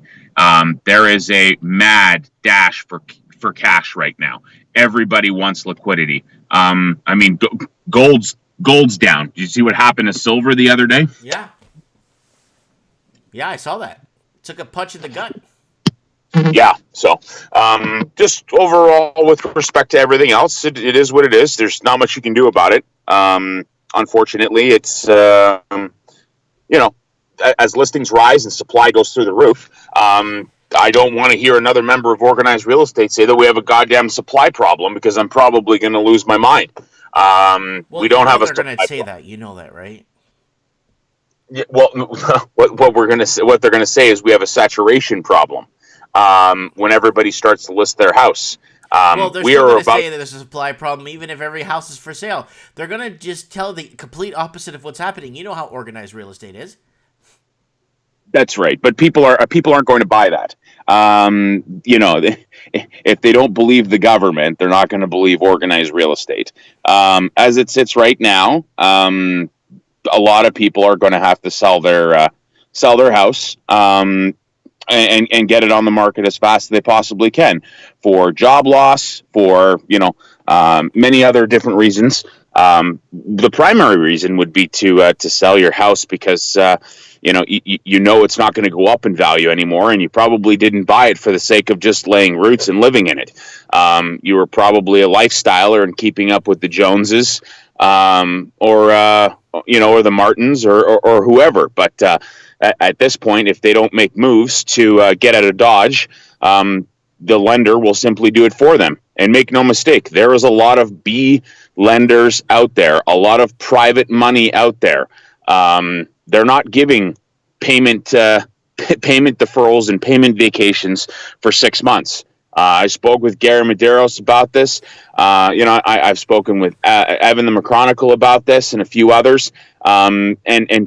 People understand if you're not dealing with the big six, you're not getting a payment vacation. You'd be lucky if you get 30 days. Then you better get your house in order real quick, real fast. Yeah, the payment vacation is very interesting. Very interesting how it's going to work. And like the McChronicle said, it doesn't say a damn thing about lenders. Renters. It doesn't say anything about renters, just owners. Right. So do you think the owners are going to pass off this to the renters, or the owners are going to pocket the money and still collect the rent? Well, I mean, at this point, a smart landlord, if he's got a good tenant, will say, okay, well, you know what? Listen, I got a payment vacation from TD Bank for the next 6 months or 4 months, and going to add it on the getting added. It's going to be added on to the length of my term, and that's fine. But at the same point in time, eventually you're going to have to pay me the rent because I have to make those payments. But for the time being, I if the house isn't in Toronto, then I don't even know. Is Toronto even giving payment vacations for property tax? I'm not sure, but give me if the rent's $1,500 or $1,800. We'll call it $1,800 a month. I want $500 or $600 for property tax. Mm-hmm. You know what I mean? We'll work out the rest later. But a smart landlord would probably do something along those lines. But at the same point in time, you start giving tenants some leeway and payment forgiveness, you're never going to see that money. Mm-hmm. Mm-hmm. No, you're not. Unless it's advantageous for the renter to stay there because there's rent control into the equation. Right, that's correct. That's correct. But now rent control. I mean, look at the situation we're in now. Okay, now let me ask you: do you see us becoming like in Italy or what? Well, you know what? It all depends on how fast they close up the border. Well, they still have open borders to migrants. No, I understand that. I think they need to shut that real quick, real fast. Do I think we're going to be like Italy? Is your question, Mike? Yeah, we're going to be like in Italy. Or we're going to be like an Italy. I don't think the death toll will be as high as Italy. Italy has a population that's much older than old.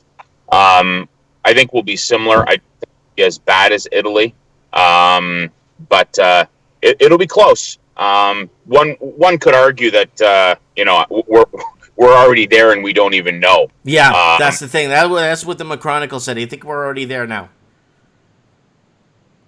Okay, yeah, I just tuned in.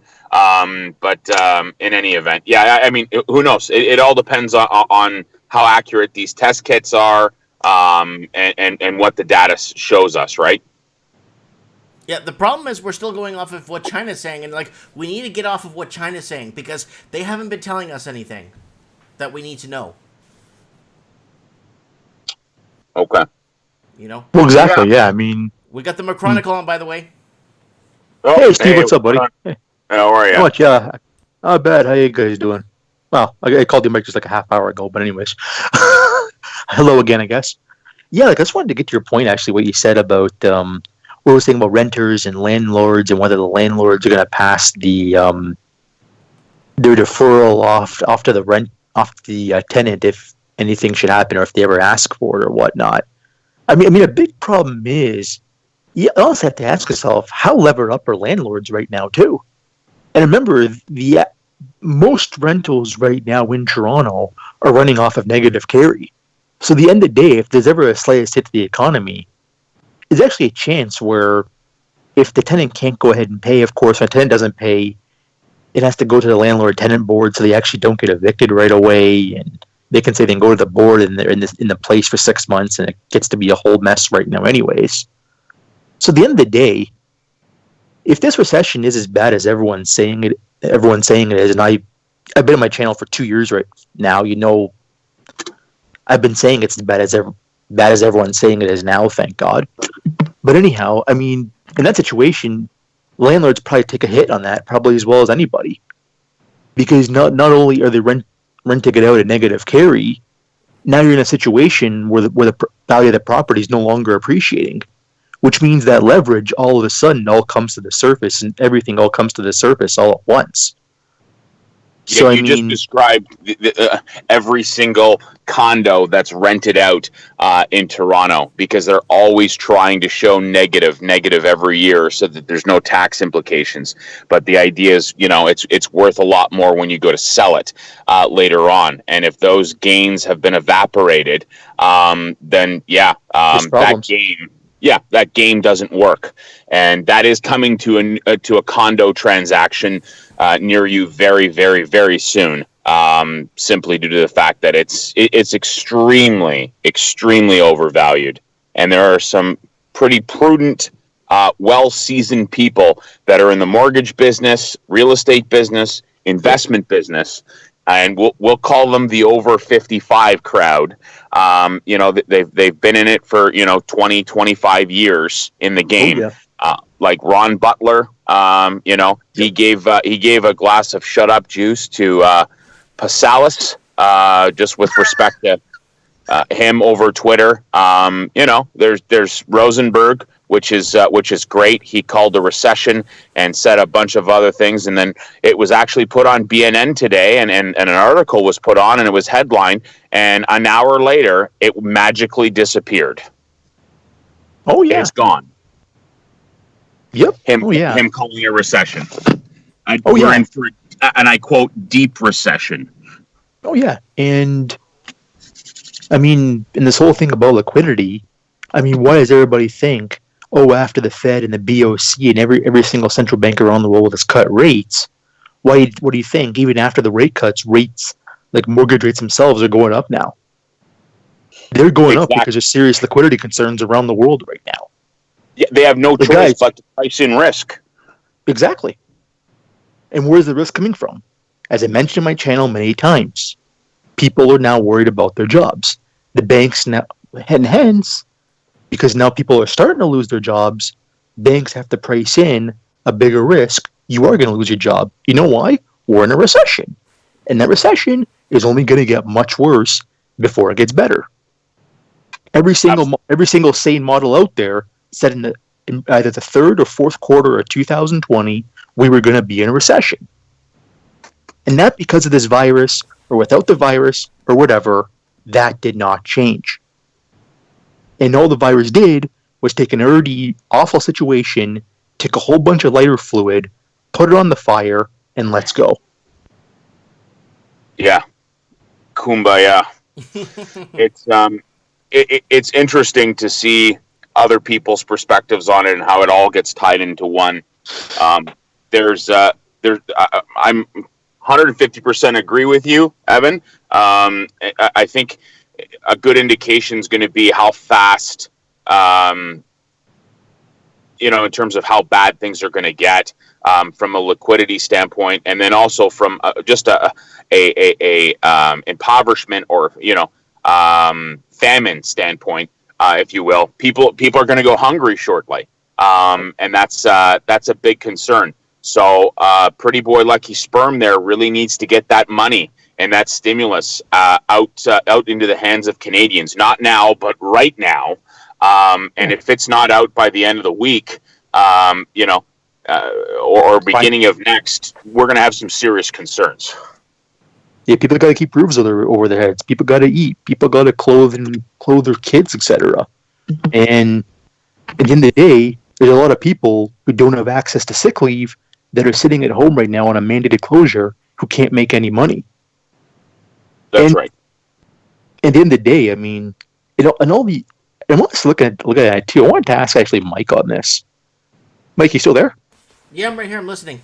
Oh, beautiful. Okay, there you go. Okay, making sure. What do you think? I mean, is everyone going to actually be back at early April, or because from everything I'm hearing right now, no one's going to be back at work probably until before the middle of the month, middle of April. What do you think? If we get like a Italy-like situation here, we won't be back to work till September. Yeah, that's the part that really scares me too, to be honest. Yeah. If it blows up big time, and we're seeing people like drop like flies, and we start people filming people in malls passing out and stuff like that, it's not going to look good. In China, they got away with a lot in China, right? They got away with a lot. They got away with the most important thing they got away with was lying. They got away with that, and since they've been getting away with lying, they've lied about their numbers, they've lying about how big of a deal this is, they've lied about everything. So now we need to go off Italy, Germany, and France's numbers now to get a good outlook on where things are going to be headed. Going off China's numbers, we're still going off China's numbers. Some Canadian healthcare worker was on there today on the on CBC or something, or CBS or whatever, and they were still going off China's numbers. I'm like, scrap it. Yeah, you can't rely on it. I mean, they're saying, oh, everything's fine, everyone's back at work. You look at the heat map for all the pollution, there's no pollution. And China's probably the biggest polluter in the world. I mean, clearly there's something wrong there, right? Mm-hmm. So, a good indication of how long this is going to be is the fact of the matter is the federal government made a backdoor deal with the big six banks and their regulator for 6 months. So they're banking that people are going to need up to 6 months worth of payment deferrals. So even if we go ahead and it's only 2 or 3 months, by the time people get back up and running, so on and so forth, or people go back to work or try to find work, it could be up to 6 months. Exactly. That's my take on it. Yeah, the impact's going to be a lot longer than everything's fine, the quarantine's over. I mean, it's going to last a lot longer than that. We all know that. I mean, the impacts here are unbelievable. I mean, but yeah, we have to get money in the hand straight into Canadians' hands now. I mean, there's really no other way around it. Otherwise, you're going to see a big spike in crime everywhere, and people are going to start going hungry. People are going to start going homeless. I mean, listen, people, if you're listening to this stream right now, we're being serious here. It is that close. Like, we're talking about the end of this week. For some people, it might be the end of tomorrow. Like, we might even be kind in saying that. So keep that in mind.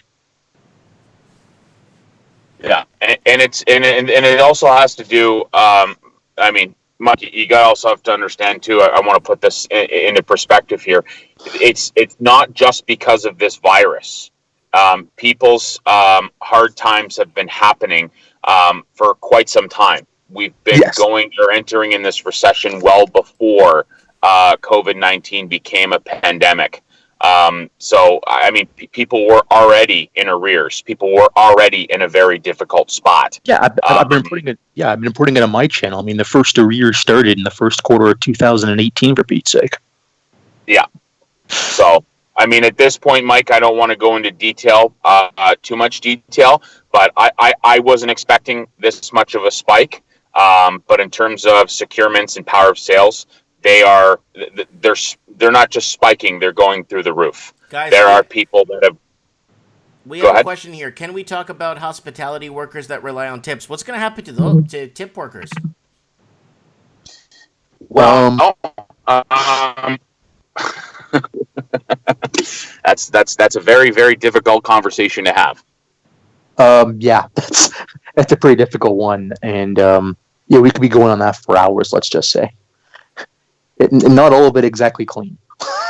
Because if they're going to get a part of their income, I guess, reimbursed, but the problem is, if they weren't claiming all the income they made, right, they're in trouble, right?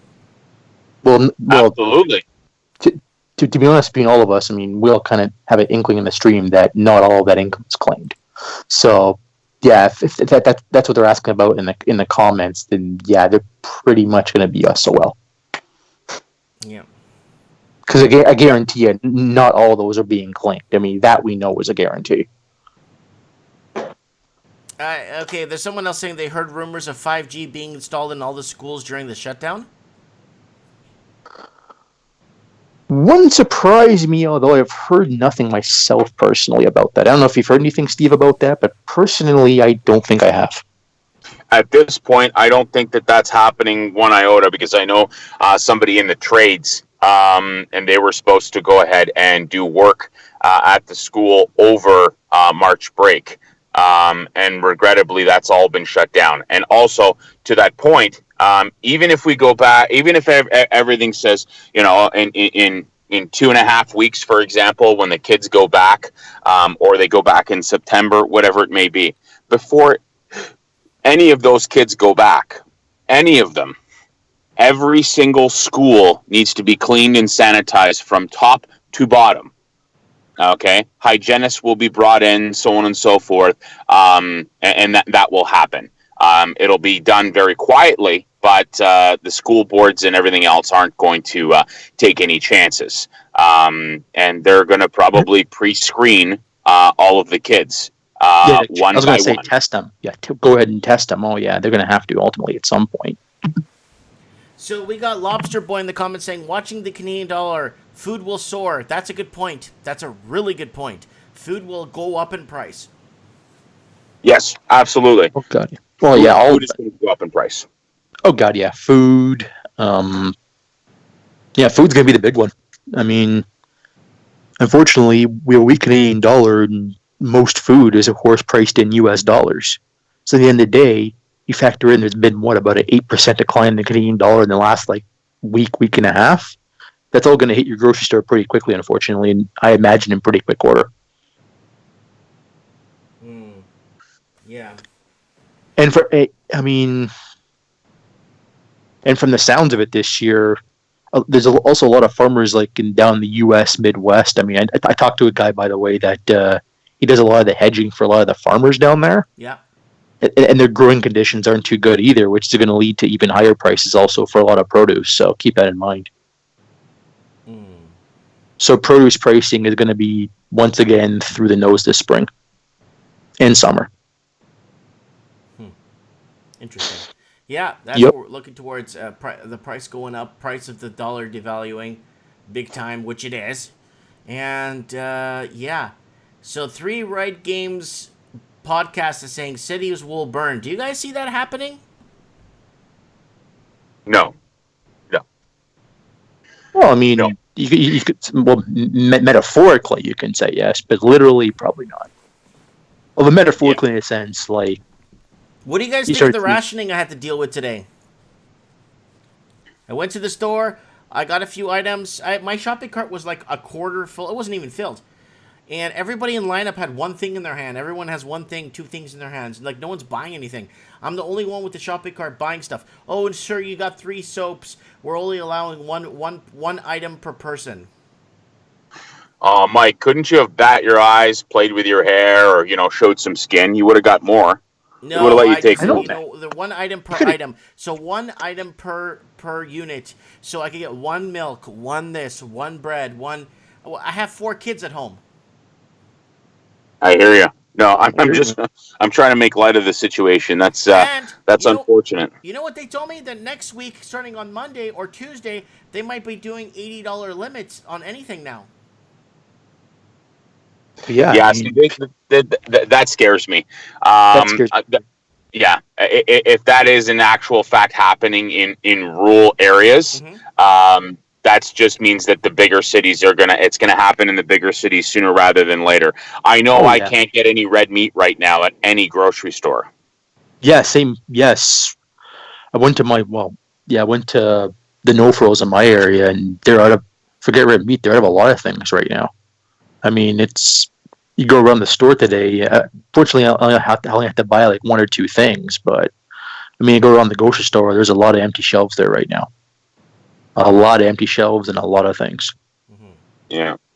Hey, Mike. I'm worried about Kevin Thompson and Baseline. I haven't heard from them. I mean, I don't know. I was told that Baseline needs to be put on suicide watch. Really? Yeah. I think Baseline's that crazy Russian guy. No, it's Ivan. I think a different guy. Oh, you think it's Ivan? I think it is. Wow. Yeah, no, he was on Formifist the other day. Honestly, I wish I was binge drinking while I was trying to actual watch that, listen to that, because it was hard. It was hard to follow, hard to listen. I mean, Formifist is great, but I mean, I've never seen somebody have the ability to suck and blow at the same time. Oh my God, that was impressive. Steve, how much of that did you honestly watch? I think I might have 10 minutes, 15 minutes. Yeah, maybe 10 minutes. Oh, you lasted way longer than me. I was out of there in 2. Oh, so Ivan was on the show? Yeah. Yeah, he did Formafist did a special show with Ivan. Oh. Yeah, it was actually quite funny, and he has his own predictions, and he has anyways, you could see that he was grasping at straws. It's too bad that I don't know. I hope Formafist has him on in about a week or two, when shit really starts to hit the fan. Well, we're behind. We're a few weeks behind. We're a few weeks behind Italy, so we're exactly 17 days behind Italy if you want to get technical. So when it comes to Yeah, COVID. yeah, Yep. it's crazy. And like I told you guys earlier, I think the cases are already here. We just haven't tested for them yet.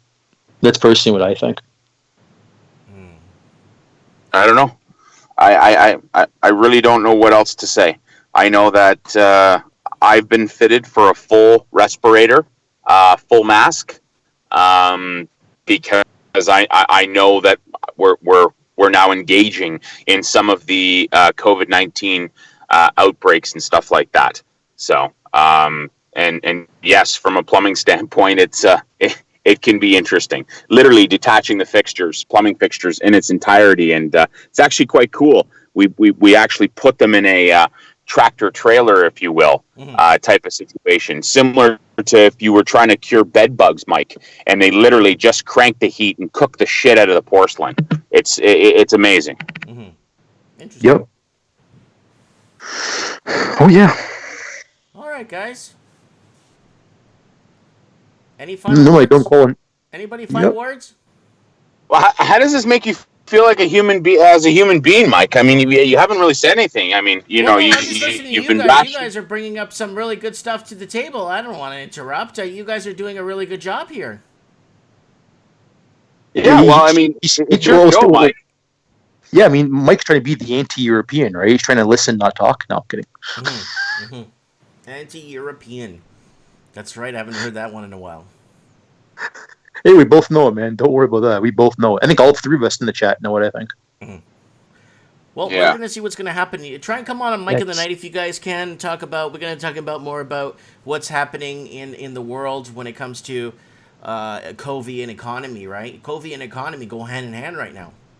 It's going to be really interesting to see where markets are. Hey, let's look at the Australian markets. Hold on. I think they just closed. Yeah, what's the Dow future, guys? Hold on. Let me see right now. Let's see where we're closed. Qantas. Okay, here we go. Markets. Okay, Australian markets closed. Nope, that's the. I gotta go back to Australia. Hold on. Dow futures down about 3.25. It's Okay, down. Yeah. Australian markets are gonna close in an hour.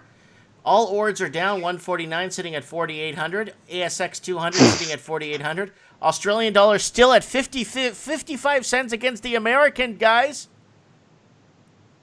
Oh yeah, Wow. they're pounding the absolute crap out of that thing.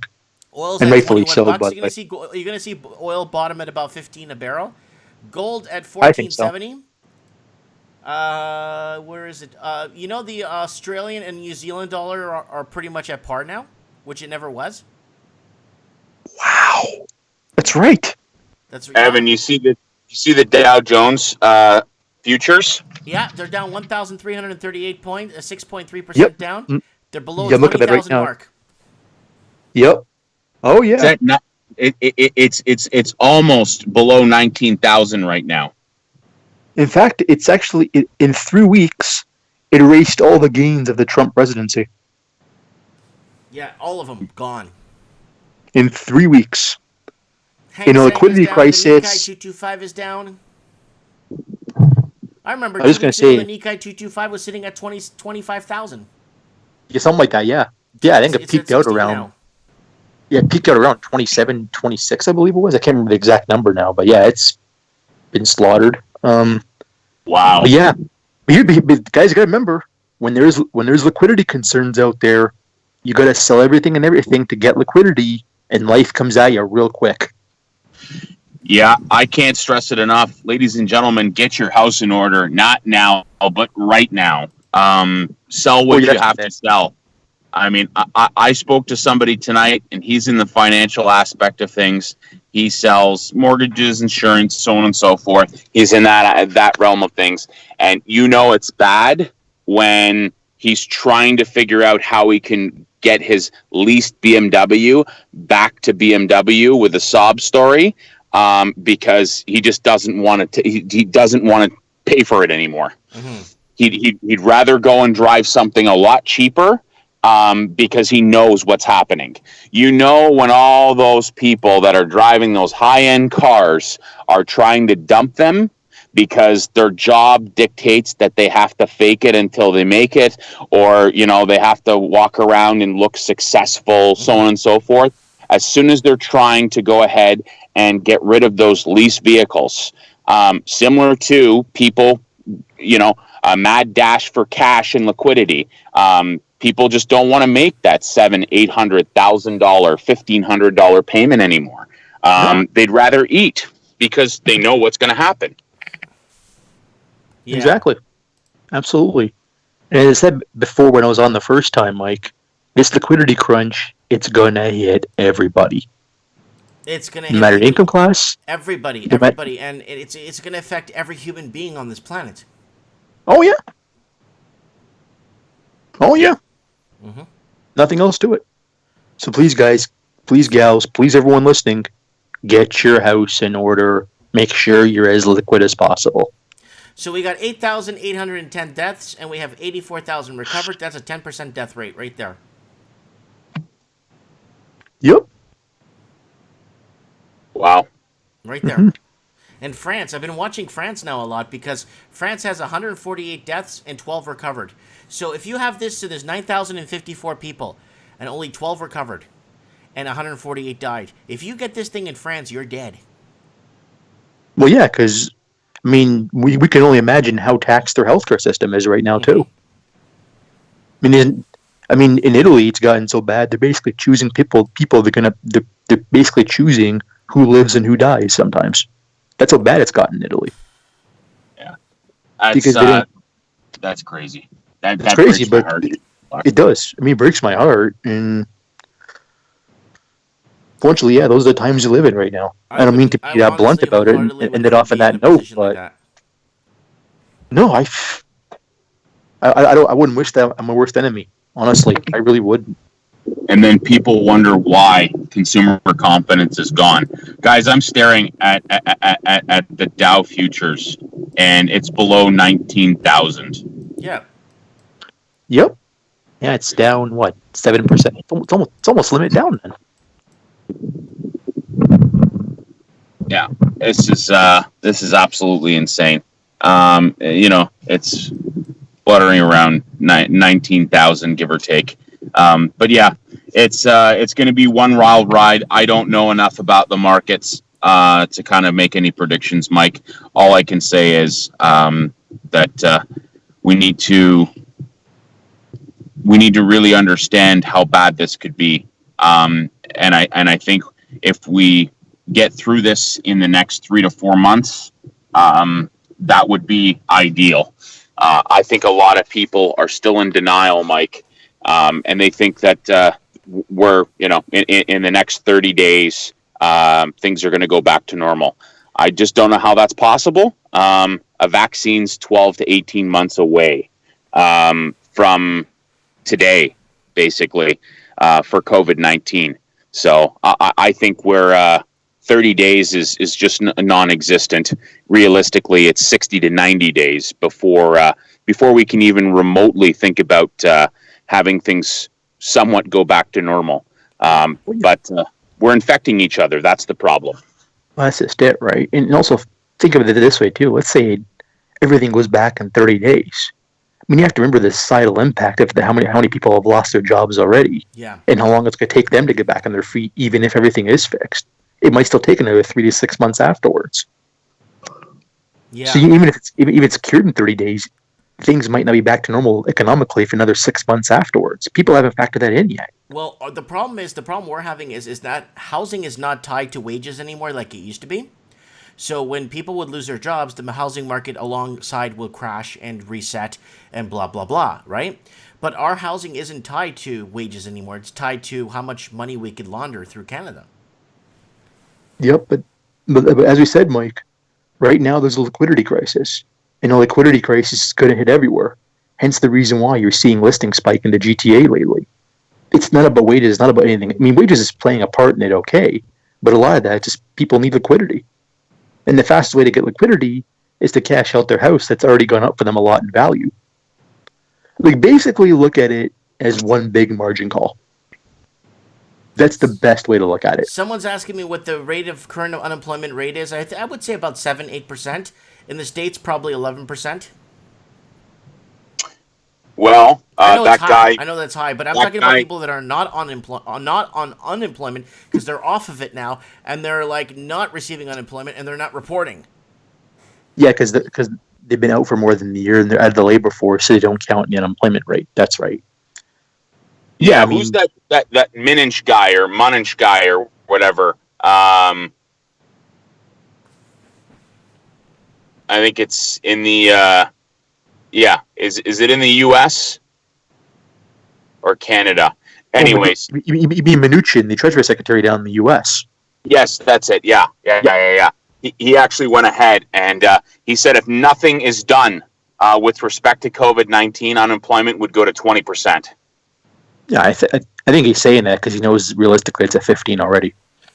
Yeah. Well, you know what? There's some truth to that. At this point, let's say he's half wrong and it goes to 10. That we're done. We're finished. That would just absolutely collapse everything. If it goes to 10, we're in for a world of hurt in North America speaking. Well, U.S. is going through 10,000 cases right now. Oh yeah. They have 150 deaths and 106 recovered. So this is okay. They got 9,345 tested positive for it. So this is who crossed the finish line so far. 106 recovered. 150 didn't make it. It's like saying, men, 256 of us are going out to war, and 150 of us aren't coming back. Yep. And the problem with the test kits is even worse in the U.S. than it is here, believe it or not. And yeah, the 10,000 number sounds like a lot, but I guarantee you there's a lot more that have it down there who again, haven't been tested. So those numbers, I mean, the scary thing about it is, yeah, they sound high, but because of the lack of testing, you can almost throw them out the window. Yeah, they don't make. And I know the numbers are easily into the hundreds of thousands. I mean, also keep in mind also. I mean, there's people out there that have good immune systems and get it and recover, and you don't even actually even really know about it either. So there is some of those cases like that too, although they're probably a lot rarer than they're letting on.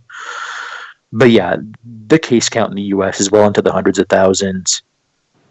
The National Post just tweeted, breaking news, Trump announces closure of Canada-U.S. border.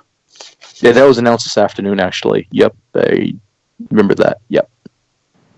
Yeah, but there's something different about this.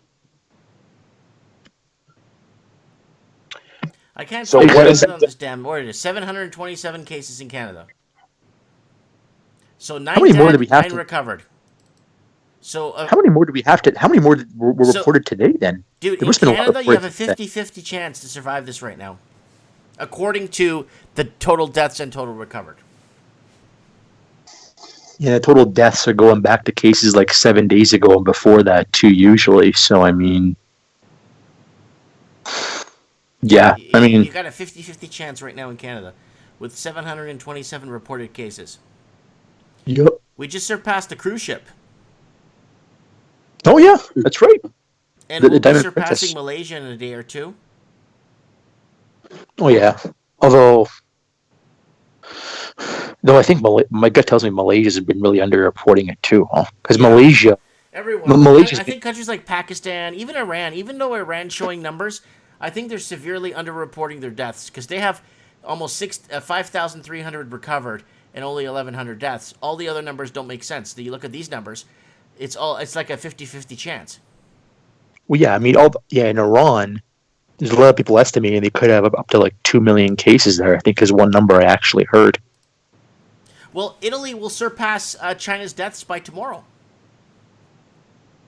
Yeah, of course, if you believe the numbers out of China, which none of us do, but Yeah. I'll be honest, I really don't believe the numbers anymore, to be honest. But that's another thing. Yeah. Well, I know tomorrow's probably the last day that will be open as a company, and then we'll do just strictly emergency calls only until this gets underway. And if I have to lay off a whack of guys, then you know what? So be it. I don't need this on my conscience, and quite frankly, it's come high time that Trudeau puts on his big boy pants and starts taking care of Canadians. And I think he's actually trying. But I mean, guys, let's face it. He really doesn't know what to do. He's been advised accordingly. He's doing the very best that he can. He's going to spend and spend and spend until something gives. But it's a difficult set of circumstances, and we got to remember, guys, that this is his first real full-time job, so we got to give him at least a little bit of a break. I know, yeah, that's another thing, right? Yeah, and yeah, I don't. Chances of him doing the right thing on this, I don't think are very good. But as a country, we have to give it a chance. That's all I'm going to say on that.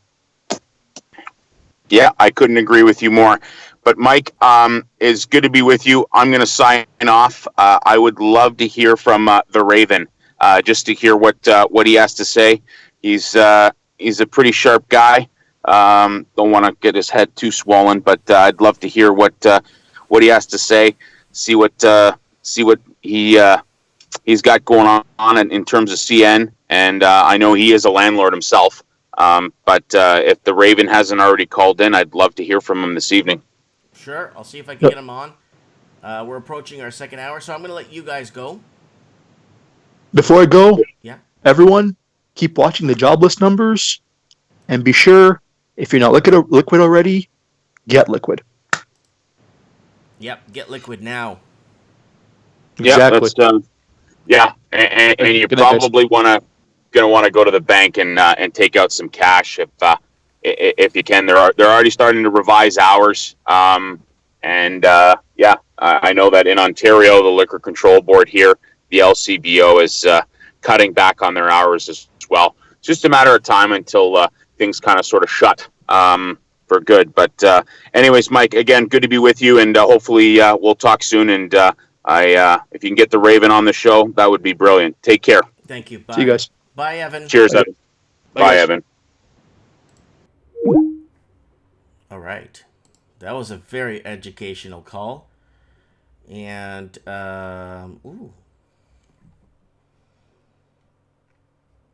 let's see where let me see if I could find Raven here. We had Lord Humongous on last night. Guys, channel plug. Guys, if you haven't yet, please subscribe. If you haven't subscribed, share a video. Do whatever you guys can. Be part of the channel. Here it is, guys. We're live now. Let me refresh this. It shows 12 people watching the show. There we go. That's more like it. And, guys, don't forget to go to last night's Mike in the Night. It's right here. There's a really good Mike in the Night from last night. You want to watch this one, believe me. But there will come a time when they're going to tell Italy to stop it. Stop reporting your cases. Stop it. And that's going to happen. That's from yesterday's Mike in the Night, guys. If you haven't seen yesterday's Mike in the Night, please go on. It doesn't have any views on it. Because anytime you talk about good old Covey, I'm going to put a link here. You guys can watch it later. There it is. A link to the Mike in the Night. If you guys want to join us, watch that one from last night if you guys want to. Guys, don't forget to if you support me on Patreon. Don't forget to follow me on Instagram. I'll give you guys my Instagram if you have that. I don't have I post photos there. It's nothing really major. I'm getting a ton of messages from people here. And guys, message me show tips here, please, at the page here. Any show tips or anything you want to add or you want to throw up, go ahead and check this out, guys. You could always send me a tip on PayPal if you ever want to. Send me a tip on PayPal. Somebody send me $1. I could use that to buy nothing with it because I could only buy one item at a time. All right, let's see if the Raven is alive and well. I don't know if he's at work. All right, let's find out right now.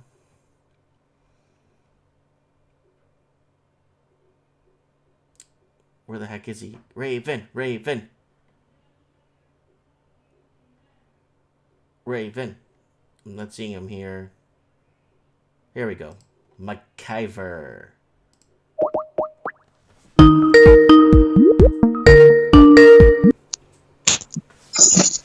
Hey, Mike. Yo, what's up, dog?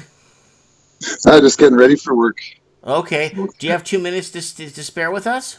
Yeah, yeah. I heard him saying, "Call the Raven." I'm like, "Oh man, I'm rushing to grab my stuff, put my jacket, get all my shit together here."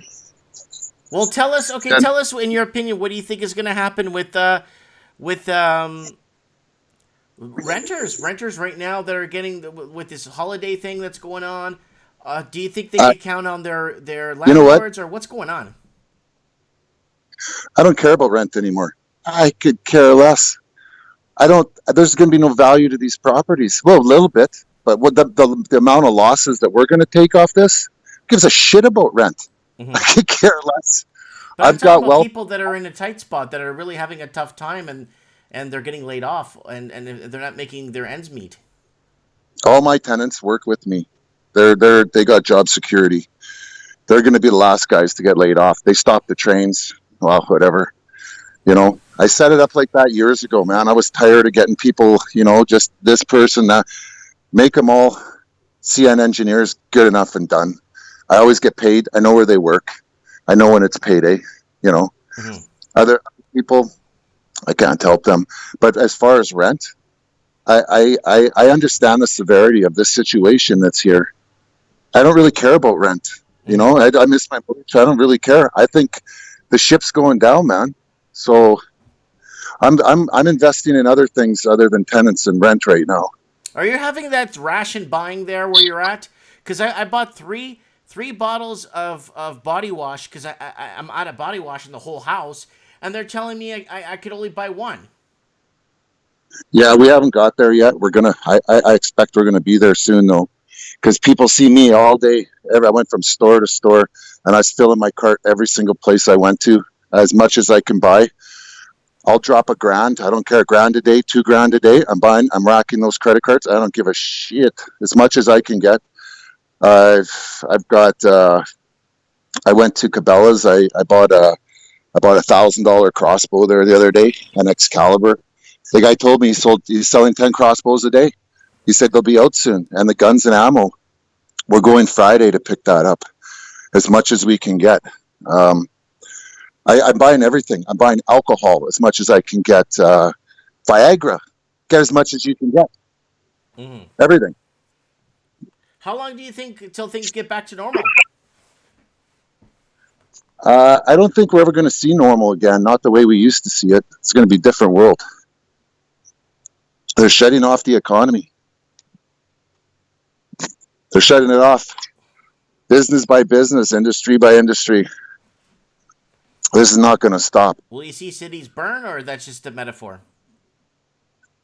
What Leaf said there, yeah, no, you're going to see some shit go down for sure. In my city, it's already going down.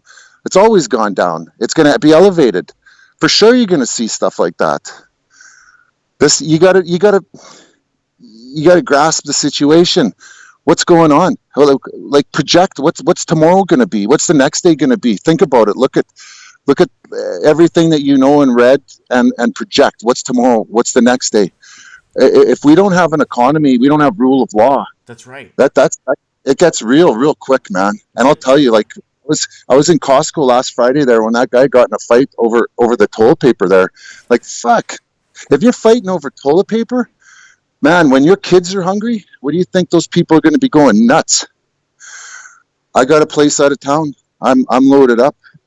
I'm making preparations. I don't know how long I'm going to go to work. If this starts to get really out of control, I'm out of here. I'm pulling as much cash as I can get. And even cash is getting hard to get. You can't get silver. Hmm. You know, buy as much of anything that you think is good for barter, and that stuff's going to be gold, man. your silver and gold ain't going to be coming in too handy anytime soon. Mm-hmm. You got to get through that. But hey, you know what? This is picking up speed here. My girlfriend's in quarantine, and she's going in to get tested tomorrow. Wow, really? She thinks she has it. She has the symptoms too. Yeah, she has she can't breathe. She's got the cough, everything. She came from overseas. Oh God. Yeah. So, yeah. You're gonna have And to then keep her. You have to keep tabs on her and let us know what's going on, eh? I don't go near her. I Well, leave you her know what I'm stuff out. saying when you call her or something. Yeah. Yeah, it's picking up here where our cases are going up. It's just gonna. People here are still running around in groups, all in shopping centers, and all these checkout clerks. They don't wear gloves. I'm saying to them, like, you should be wearing gloves. Like at the very least. Mm-hmm. And they just don't care. The guy at Safeway today. When I walked in, those little black baskets you carry. I said, buddy, put some gloves on. You're sanitizing those baskets. Like, he goes, oh, I don't care. Whatever. Okay. So you don't care? You can't, do what you want to do. You can't force them to do it. Well, of course, it's a free country. Something's going to seize up. You look at all there's so much going on. Like that Greg Manarino show I was watching. They passed some law in the States there. I can't remember the name of the bill. It was, they pretty much nationalizing all the companies in the States. Well, okay. Came What out on the about the one 13th. from Illinois that we're going to take your land? The executive order they passed to allow to take somebody's private property to save them from COVID. Yeah, this is like the bill on Friday they wrote, but in mass for the whole country. They can make you into debt servitude, take your land, and confiscate your land and all kinds of stuff. It was put out on Friday the 13th, just recently. But just bear with me. I just put my work boots on. Yeah, I see you getting ready there. I'm sorry, man, for hitting you up so late. All right. Yeah, it's 12. I don't know how long. You're off to work. What? No, 9:10. It's 11:10, right? You know what? We just got a letter put out at work saying stop stealing the hand sanitizer out of the machines at work. Really? People are stealing the hand sanitizer. Fuck. Do you see shelves becoming more and more emptier? Yes, yeah. Today, actually, Safeway's meat shelf today was like, I took a picture of it. It's completely empty. It's unbelievable. And I see it more and more every day. Today, I really started to worry about it, like a lot more. I've been going to the store, buying as much as I can. Today, I spent the whole day going from store to store to store. I picked up hundreds of cans of food today. I picked up 24 strip loins. I just buying as much as I can, as much as I. Look at the bright side. Let's say nothing happens and this thing turns on a dime. Guess what? At least you have food for the next 5 years. Yeah, no, that's not going to be the scenario how it plays out. No, I'm just saying. Yeah, that's not an option. We're past that point. No, this baby's going down. I can't believe it's still chugging along. Like, you know what? If I had known how resilient this economy was a year ago, I probably would have relaxed on thinking that it was going to fold. Like, wow, can this thing keep going? Mm-hmm. It's unbelievable. Right? Yeah, I never would have thought it could take this much abuse. But hey, something's going to let go here. There's so many systemic risks out there now. Yeah. And that repo market, like, how much money are they shoving in that thing now? That's devaluing currency. Look at our dollar. How do you feel being at what, at 58 cent, or what was it, 68 cent? What was our dollar at? 68 or 70? 68, because I'm getting confused with Australia, because Australia's at 58. Yeah. Mike, I'm more worried about making a plan with, like, my brother saying, when it's time to go, we got to go. Keep your gas tank full. A couple jerry cans of gas in the back. Keep your shit together. Get ready to pack. Get out of the city. We live on the east side, so we can be gone quick. Just be ready to get out of the city in a hard moments. That's what we look at. We're not panicked. Mm-hmm. Go to work, do our shit, live your life, but be prepared, eh? I see the window of opportunity for buying groceries coming to an end here in the next week or two. Well, you know what? It's going down for real, and I'm not. I've been prepared for ages. Today, I went. You know why? Do you know? Can I tell you why I went shopping today? I went. I You picked got up a few weapons, things. Mike? I just needed shower gel for my body to shower. I have bars of soap. I have lots of bars of soap. We bought the Costco one, the big Irish Spring one with like 38 packets. I'm not. It's the. I wanted the shower gel. I bought 3 of them. Oh, I can't tell you that. You got 3 of them. You got weapons? Oh, all kinds. All kinds. Like all Like, kinds of weapons. okay. I could put a gang to shame with some of the gangs. With what I have, I put some of the gangs right to shame. Yeah, it's something that you want to have. Yeah, and I've been training. I've been training my wife, and in certain things too. So yeah. So Yeah. now, okay, all right. Well, you covered pretty much every.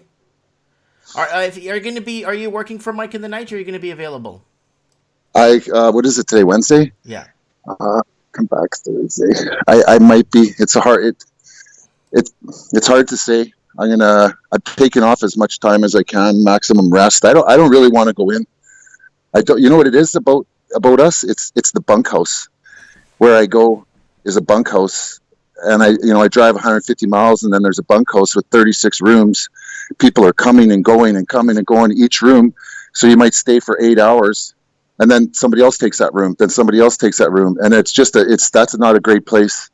That's what I don't like is the bunkhouse. The engine I can sanitize myself. The bunkhouse is a little too much. Jeez. It's a Can't you just say, guys, I'm not feeling well. I'm just going to stay in a hotel. no, no.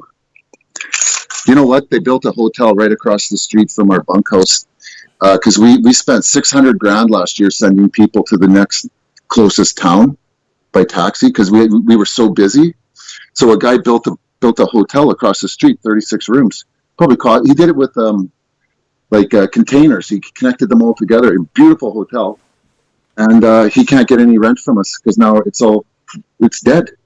The guy he's going to go bankrupt. I'm watching this guy. He's going to go bankrupt. Mm. He didn't see that coming. Well, Interesting, very interesting. Wow, it's an unfortunate turn of events we're seeing right now across the globe, and I never would have fathomed there would have been a pandemic, but it is, and it's happening. And anyways, Raven, I'm gonna let you go. Go to work, buddy. and you know what? The pandemic, it's brilliant. I know you keep saying that. Holy smokes, it's so brilliant. I know. Every aspect. Hey, do what you want. I'm going to shut that off. I'm going to shut that off. Anything. You could think of anything. You could say, I don't like Christians gathering for prayer. Yeah, let's make it down to 50 people. You can't have more than 50 people around. Okay, that kills pretty much half the churches in this neighborhood.